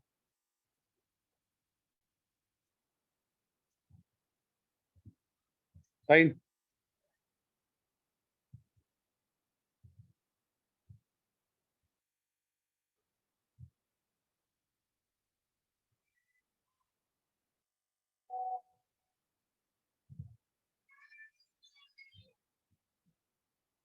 सर सीबी क्या है? सेमीकंडक्टर, तुमने पढ़ा होगा ना केमिस्ट्री में, मेटल वायर्स वाला पार्ट।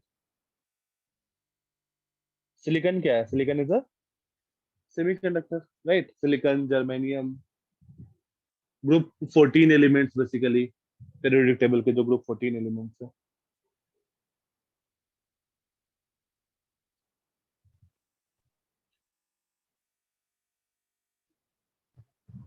Sir CB. क्या? सीवियर के कार्बन।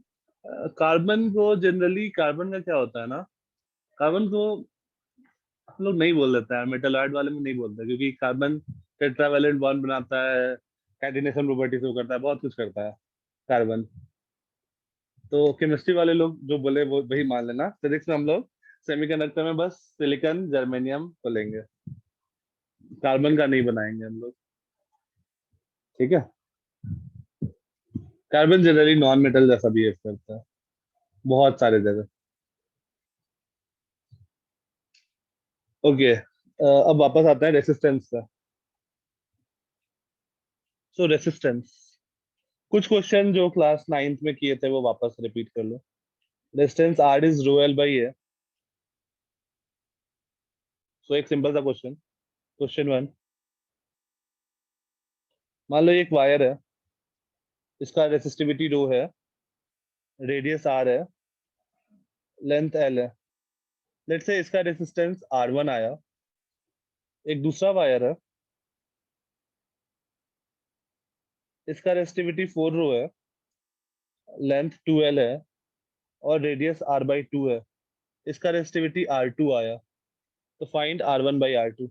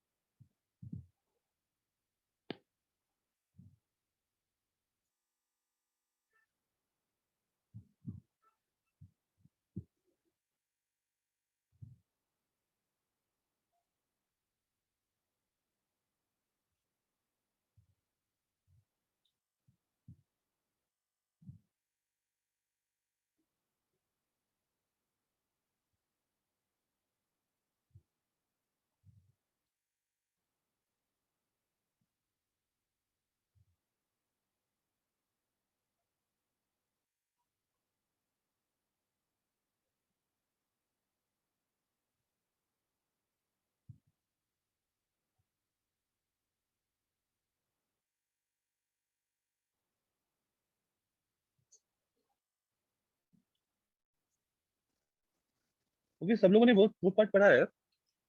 एनसीईआरटी का जो वो चैप्टर था फिजिकल वर्ल्ड के बाद वाला, यूनिट्स एंड डायमेंशन वाला, क्लास 11th वाला चैप्टर सब लोग किए हो? सही है खुशी। यूनिट्स एंड डायमेंशन, सही है निरंजन।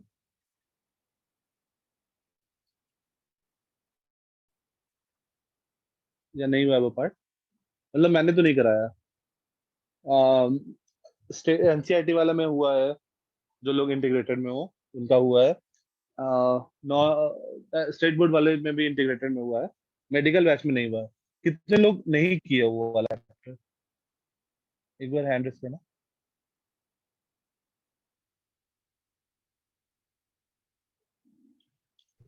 कौन सा सर? वो चैप्टर है ना यूनिट्स एंड डायमेंशन वाला, उसमें जो z equal to a to the power b, b to the power q, c to the power r होता है। तो delta z by z is p times of delta a by a plus q times of delta b by b। वो याद है? हाँ sir, आपने कराया था बीच में। याद नहीं है, मैंने करवाया था बीच में। ओके ठीक है चलो, वो एक क्वेश्चन उस पर भी देख लेंगे। यहाँ पर क्या आएगा? r1 will be rho into l by pi r square, whereas r2 will be 4 rho into 2l upon pi r by 2 का whole square. So r1 by r2 rho l upon pi r square upon 4 to the 8, 8 4 the 32 rho l upon pi r square. So answer is 1 upon 32.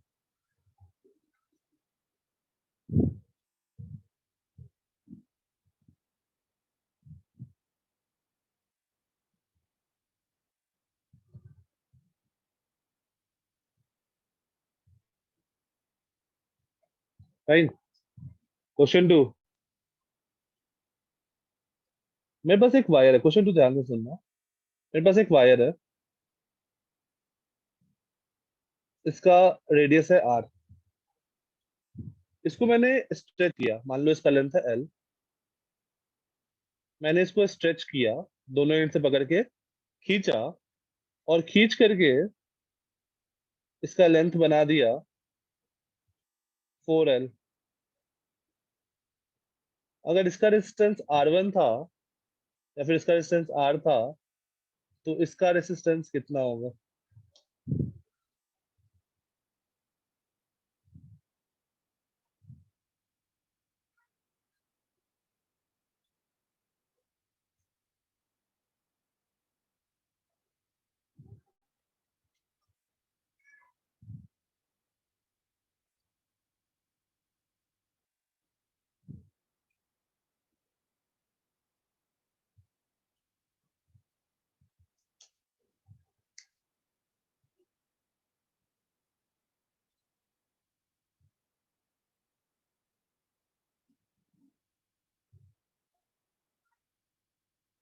ऊपर वाले में तो I don't think किसी को कोई doubt होगा, easy था। नीचे वाले में जिनको ये लग रहा है रेडियस मिसिंग है, रीडिंग रेडियस मिसिंग नहीं है।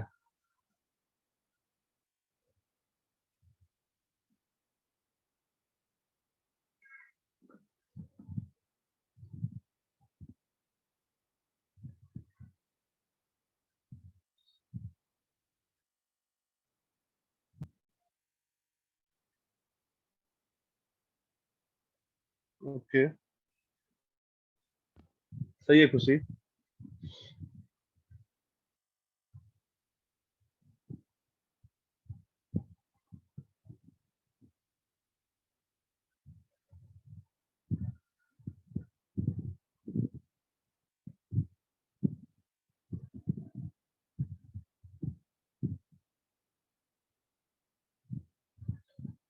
और रेसिस्टिविटी भी मिसिंग नहीं है।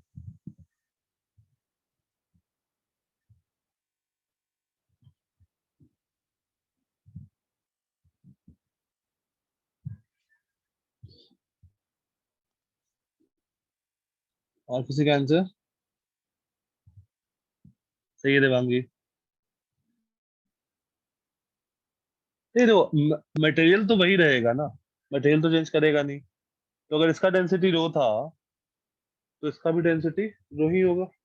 मटेरियल तो चेंज किया नहीं, ऐसा तो नहीं होगा कि मैंने कॉपर वायर को खींचा और वो एल्युमिनियम बन गया, ये तो होगा नहीं। तो density will resistivity will remains constant. Resistivity is property of material, और ना ही उसका टेम्परेचर चेंज कर रहा है एज सच। ना इसका वॉल्यूम, वॉल्यूम भी कंजर्व होगा, या फिर मास कंजर्व कर दो, तो पाई आर स्क्वायर एल, मान लो इसका रेडियस आर डैश है, so pi R square L should be equal to pi R dash square into 4 L. तो यहाँ से आ गया R square equal to R dash square into 4, और this implies R dash equal to R by 2। So R is rho into L by pi r square. Let's say it is R2. R2 will be rho into 4L upon pi R dash square, R by 2 का whole square, that is 16 rho L upon pi R square. So that is 16 times of R. तो जब stretch करे question में, ये stretch किया गया है, तो दो चीज ध्यान देना है, रेसिस्टिविटी चेंज नहीं रहे, रेसिस्टिविटी सेम रहेगा, और वॉल्यूम कंजर्व करके मैं रेडियस निकाल सकता हूँ।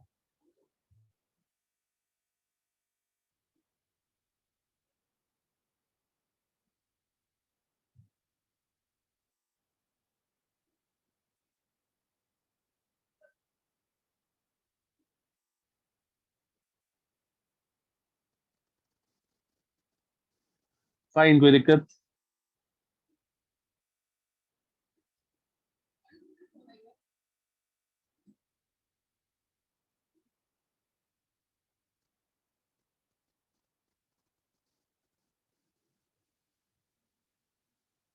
Fine, next.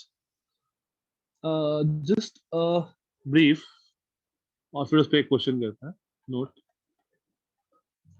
अगर हमारे पास ऐसा होता है z equal to a to the power p, b to the power q, c to the power r upon d to the power s, तो हम लोग यहाँ से क्या लिख सकते हैं? Delta z by Z is equal to p times of delta a by a plus q times of delta b by b plus r times of delta c by c। अब p q r s positive हो negative हो मुझे फर्क नहीं पड़ता है, मुझे सारे जगह पॉजिटिव ही लेना है, upon s to the power delta d by d। For example जैसे मान लो ऐसा रहा, या फिर एक काम करते हैं, इसको पहले 100 से मल्टीप्लाई कर देते हैं, is equals to p times of delta a by a into 100 plus q times of delta b by b into 100 and plus so on. तो बेसिकली ये वाला टर्म बन गया परसेंटेज चेंज इन z, ये वाला टर्म बन गया p into percentage change in a and so on, but it is applicable only when percentage change is very small. Percentage change is very small. Very small means 1, 2 or 3%. इससे ज्यादा पे नहीं।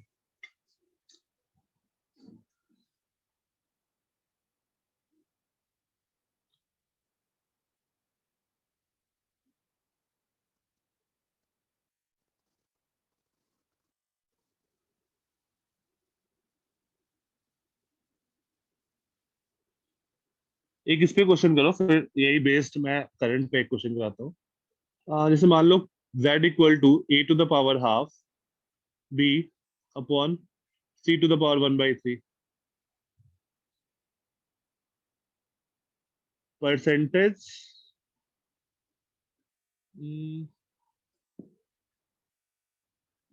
Percentage error in a, percentage error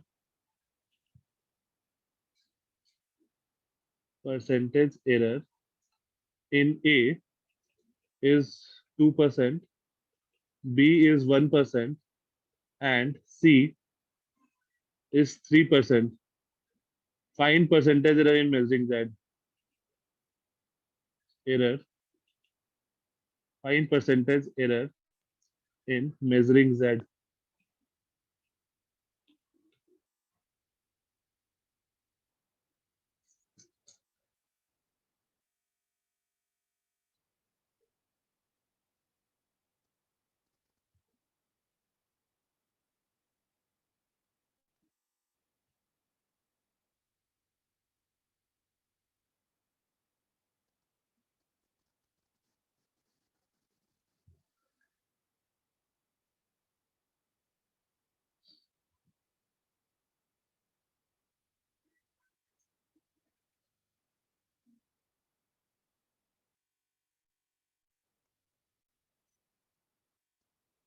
सही है निरंजन, सही है खुशी। और भाई 64 कैसे आया था निरंजन? 69 आ गया ना निरंजन? हाँ सर समझ गया कैसे है। ओके। तो जो यहाँ पर मेरा 1/3 डिनोमिनेटर में है, उससे मुझे फर्क नहीं पड़ता। यहाँ पे मैं डायरेक्टली लिख सकता हूँ delta Z by Z is 1/2 times of delta A by A plus delta B by B plus 1/3 times of delta C by C. दोनों साइड इंटू 100 कर दो तो परसेंटेज में कन्वर्ट हो जाएगा। तो percentage in z equal to half percentage in A plus percentage in B plus 1/3 percentage in C, that is 3%।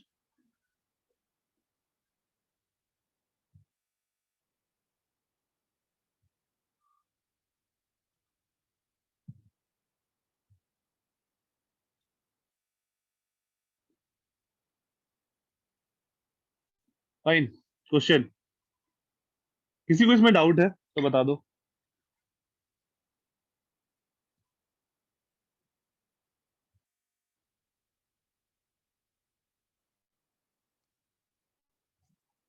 तो ये तभी करते हैं जब स्मॉल हो। तो मैं दो क्वेश्चन करा रहा हूँ, दोनों में दूंगा, फील आ जाएगा कि कब यूज करना है कब नहीं करना है। जैसे मान लो percentage error in measuring length is 2%, resistivity is 1%, radius is 2%,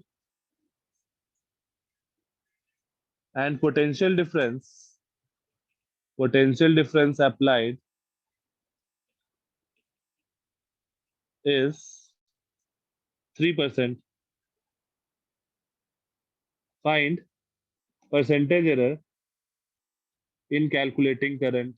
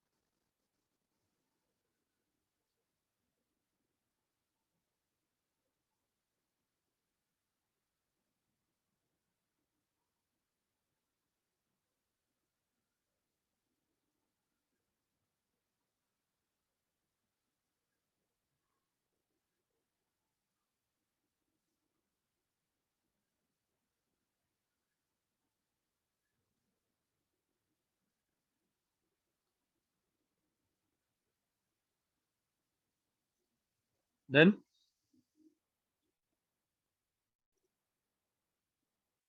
okay, you can answer at 10%.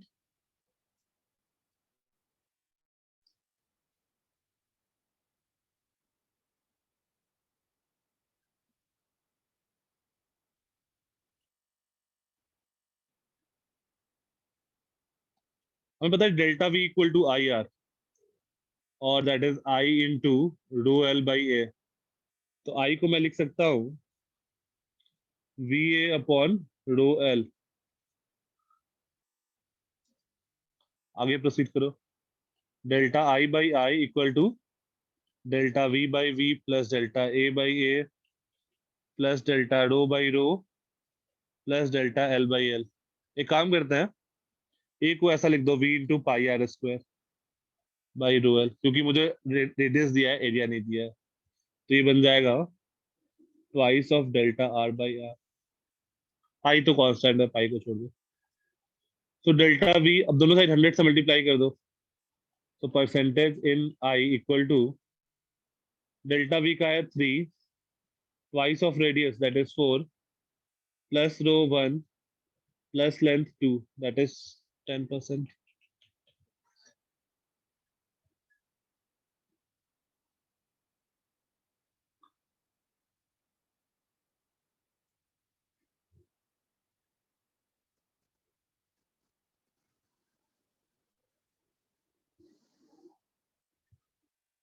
Fine, easy था।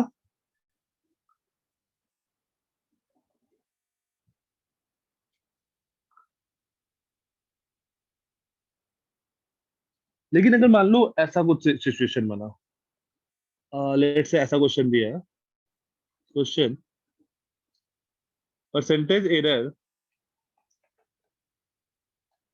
in measuring resistance is 25% and voltage drop or potential difference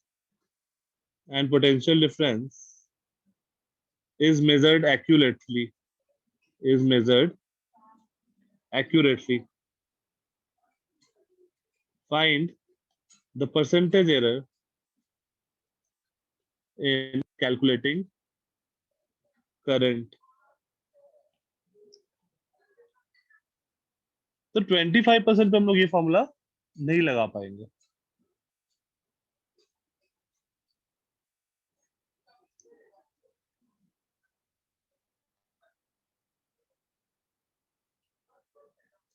इसको केस में कैसे करना पड़ेगा?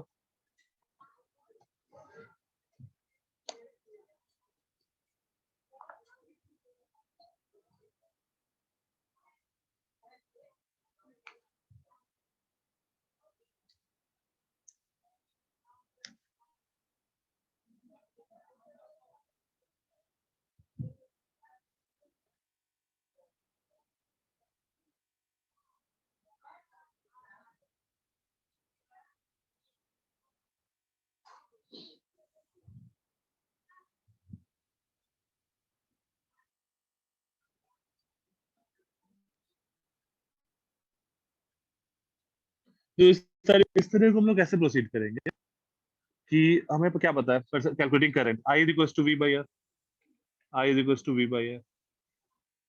तो अब दो चीज हो सकता है कि मान लो actual reading of the resistance R है और R में परसेंटेज एरर जो है वो 25% है, तो 25% ज्यादा भी हो सकता है, 25% कम भी हो सकता है। सो पहला केस वन, अगर 25% इंक्रीमेंट इन एरर इंक्रीमेंट हुआ, अगर 25% इंक्रीमेंट हुआ तो करंट क्या बन जाएगा? V upon 1.25 R। That is, इसको हम लोग लिख सकते हैं 4V by 5 R, that is 0.8V by R। तो यहाँ पे करंट कितना बता रहा है? 20% लेस, V बाई R होना चाहिए और ये 0.8V बाई R बता रहा है। तो हम लोग इस तरीके से सॉल्व करेंगे। या फिर दूसरा केस क्या हो सकता है? 25% डिक्रीमेंट। तो 25% डिक्रीमेंट मतलब R की जगह 0.75 R, तो ये क्या आ जाएगा? 0.75 R। इसको हम लोग लिख सकते हैं 3/4, 4 किधर जाएगा? 4V/3, तो that is 1.333 R V by R। तो इसको हम लोग बोल सकते हैं, और 33.33% इंक्रीमेंट इन I। तो अगर परसेंटेज चेंज ज्यादा है तो हम लोग डायरेक्ट वो फॉर्मूला वाला एप्लीकेबल नहीं होगा, हम लोग को इस तरीके से करना होगा।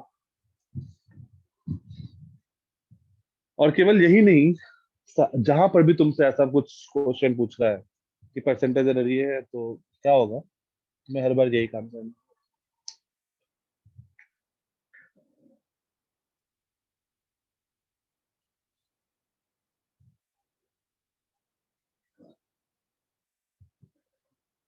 तो करंट जो है वो 0.8 बाई आर से 1.33 वी बाई आर के बीच में कुछ भी बता सकता है।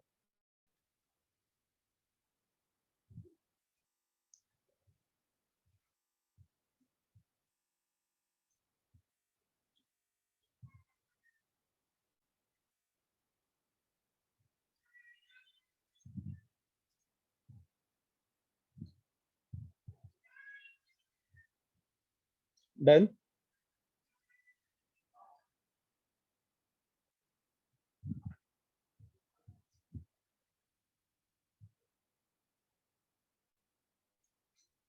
Okay, next heading, carbon.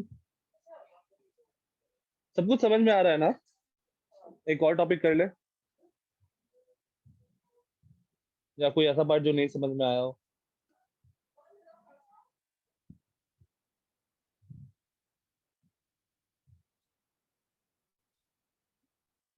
Fine. ठीक है, next heading low, carbon, carbon coding system, carbon coding, colour coding, sorry, colour coding of resistor, colour coding of carbon resistor. तो रेसिस्टर जो मार्केट में है ना, वो बहुत डिफरेंट टाइप का एग्जिस्ट कर सकता है। कार्बन का होता है, प्लैटिनम का हो सकता है, और भी बहुत सारे डिफरेंट डिफरेंट टाइप का रेसिस्टर हो सकता है। बट जो मोस्ट कॉमन है, दैट इज कार्बन रेसिस्टर। और इसका रीजन यही है कि कार्बन जो है वो अबंडेंस में पाया जाता है, इनएक्सपेंसिव है, पोर्टेबल है। तो जो मोस्ट कॉमन है वो कार्बन का रेसिस्टर होता है। और उसका उसका रेसिस्टेंस कितना है वो रिप्रेजेंट करने के लिए ऐसा 4 मार्क बनाया जाता है उस पे। मान लो एक रेसिस्टर है, तो उस पर चार चार मार्क बनाया जाता है, 1, 2, 3, 4। इस 4 जगह पे 4 अलग अलग कलर दिया जाता है। ये पहला वाला जो होता है वो फर्स्ट डिजिट बताता है, ये नोट करते जाना, फिर मैं समझाता हूँ कि क्या आ रहा है ये दूसरा वाला कलर जो है वो सेकेंड डिजिट बताता है। थर्ड वाला कलर जो होता है वो मल्टीप्लायर बताता है। और फोर्थ वाला जो होता है वो टॉलरेंस बताता है। तो अभी बस ऐसे ही नोट कर लो, मैं आता हूँ डिटेल्स में क्या है ये।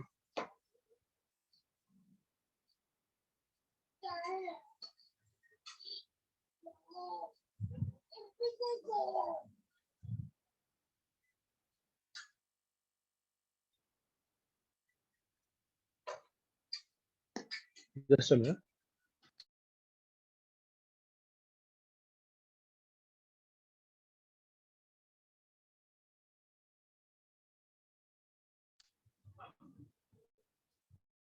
ठीक है, अब देखो first digit, second digit, third multiplier और टॉलरेंस क्या है। तो एक टेबल बनाओ। ब्लैक टेबल कैसे बनाए?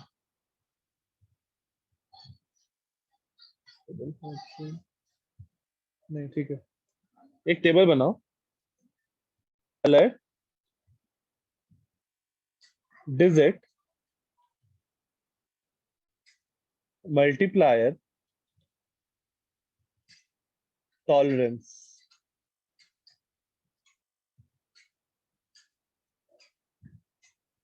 तो कलर इज, इसी सीक्वेंस में लिखना, अपना सीक्वेंस नहीं लगाना। Black, brown, red, orange, yellow, green, return, blue, blue, violet, grey, white, gold, silver. Same sequence follow करना, अलग नहीं।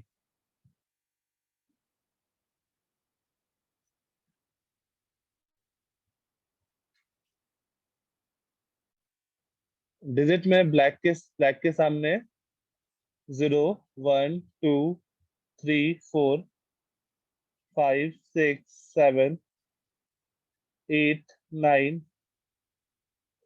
ये मैं एरो इसलिए दिया हूं ताकि वो पता चलता रहे कि कौन किसका है, और कुछ नहीं। मल्टीप्लायर में लिखो 1, 10 to the power 1, 10 to the power 2, 10 to the power 3, 10 to the power 4, 10 to the power 5, 10 to the power 6,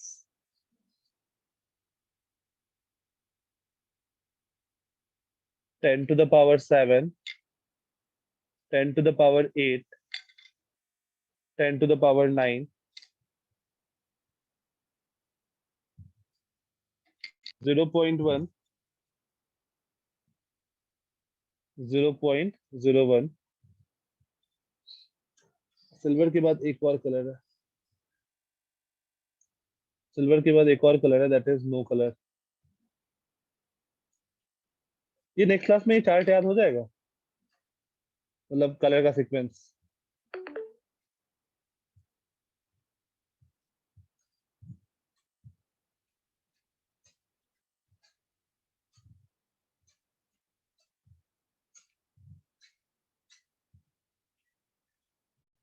five percent, 10%, 20%।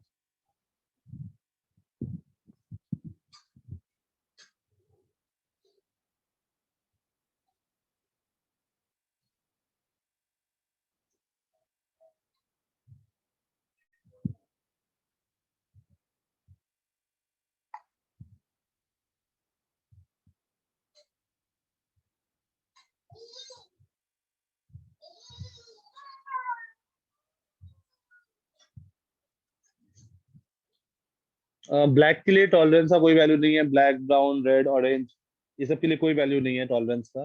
Similarly no colour के लिए मल्टीप्लायर में कोई वैल्यू नहीं है, गोल्ड और सिल्वर में डिजिट में कोई वैल्यू नहीं है, और द टॉलरेंस नहीं है। ये टेबल नोट हो जाएगा तो बताना।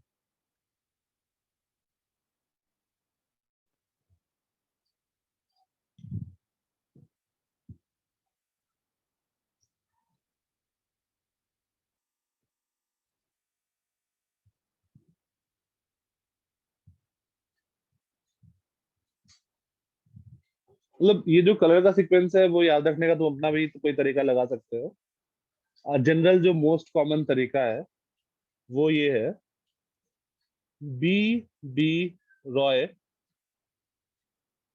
बीबी Roy, B B Roy, consider it as a name of a person जो ब्रिटेन में रहता है।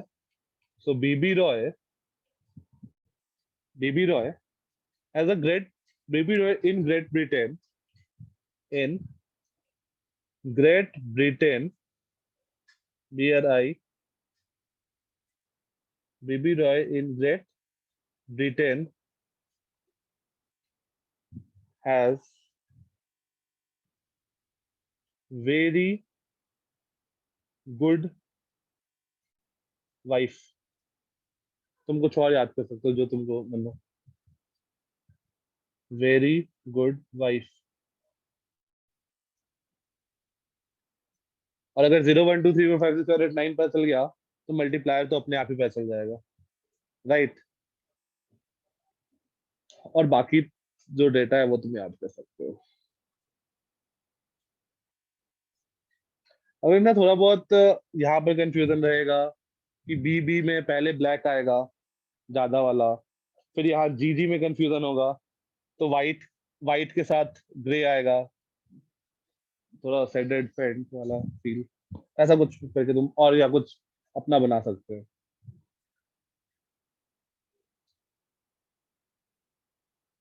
ठीक है, टेबल हो गया सबका।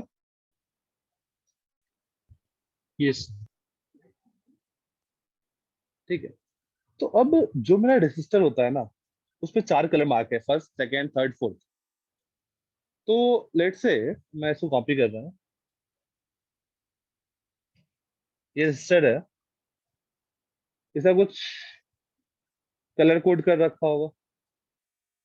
पहला डिजिट जो फर्स्ट कलर है, फर्स्ट डिजिट, वो फर्स्ट डिजिट बताता है। जैसे मान लो कि फर्स्ट वाला कलर आया तुम्हारा येलो, सेकेंड आया ब्लू, थर्ड आया ग्रीन, और फोर्थ आया गोल्ड। अब टॉलरेंस बस 3 ही हो सकता है, गोल्ड, सिल्वर या नो कलर, फोर्थ वाला। देखो येलो, येलो का के सामने कौन सा डिजिट लिखा हुआ है, येलो के सामने 4 लिखा हुआ है, तो इसका जो रेसिस्टेंस होगा दैट इज 4, पहला डिजिट 4। दूसरा है ब्लू, तो second digit is blue, blue के सामने क्या लिखा है, 6, तो 46। थर्ड इज मल्टीप्लायर, के सामने मल्टीप्लायर जो है वो ग्रीन कलर का है, तो ग्रीन देखो, ग्रीन के सामने क्या लिखा है, 5, मल्टीप्लायर वाले में 10⁵ तो into 10⁵ plus minus tolerance, gold का टॉलरेंस क्या था? 5%। तो इस रेजिस्टर का रेजिस्टेंस इतना होगा। बढ़िया चीज था। अब बोलोगे यार इससे अच्छा लिख ही देते कि रेजिस्टेंस कितना है। RTA के स्टैंडर्ड तरीका है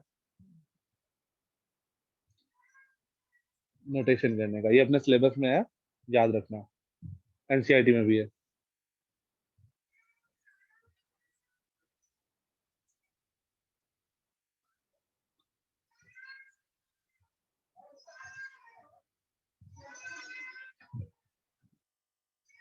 done. Yes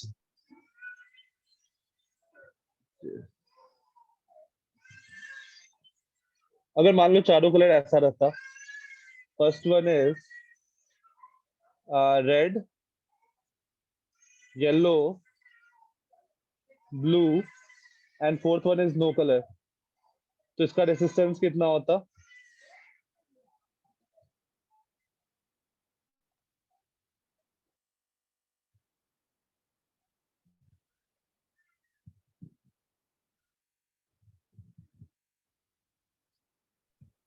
-24 into 10 raised to 6 plus or minus 20%.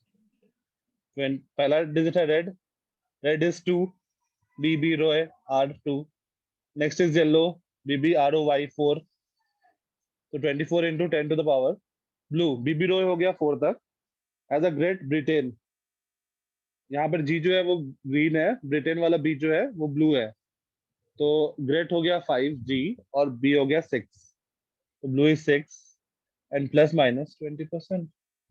This is the value of resistance.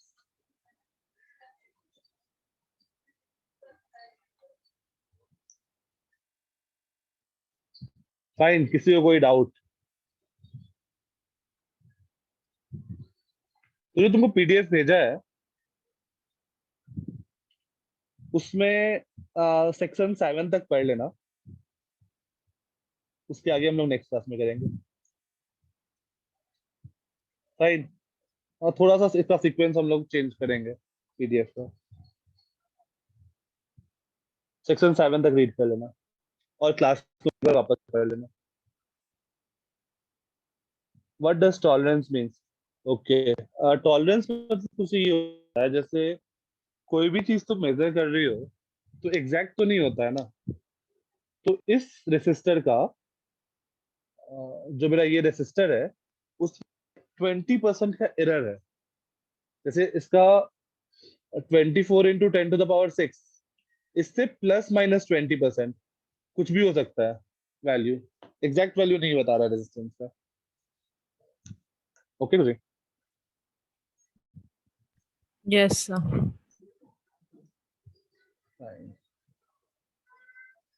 ठीक है, नेक्स्ट क्लास में हम लोग पहला पार्ट KVL KCL ये सब करेंगे, तो वो मिस मत करना, बहुत इंपॉर्टेंट है, किरचॉफ वोल्टेज और किरचॉफ करंट का।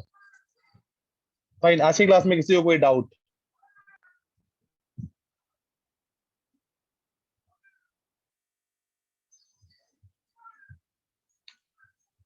ठीक है, फिर हम लोग मिलते हैं नेक्स्ट टाइम। Bye bye. अभी नेक्स्ट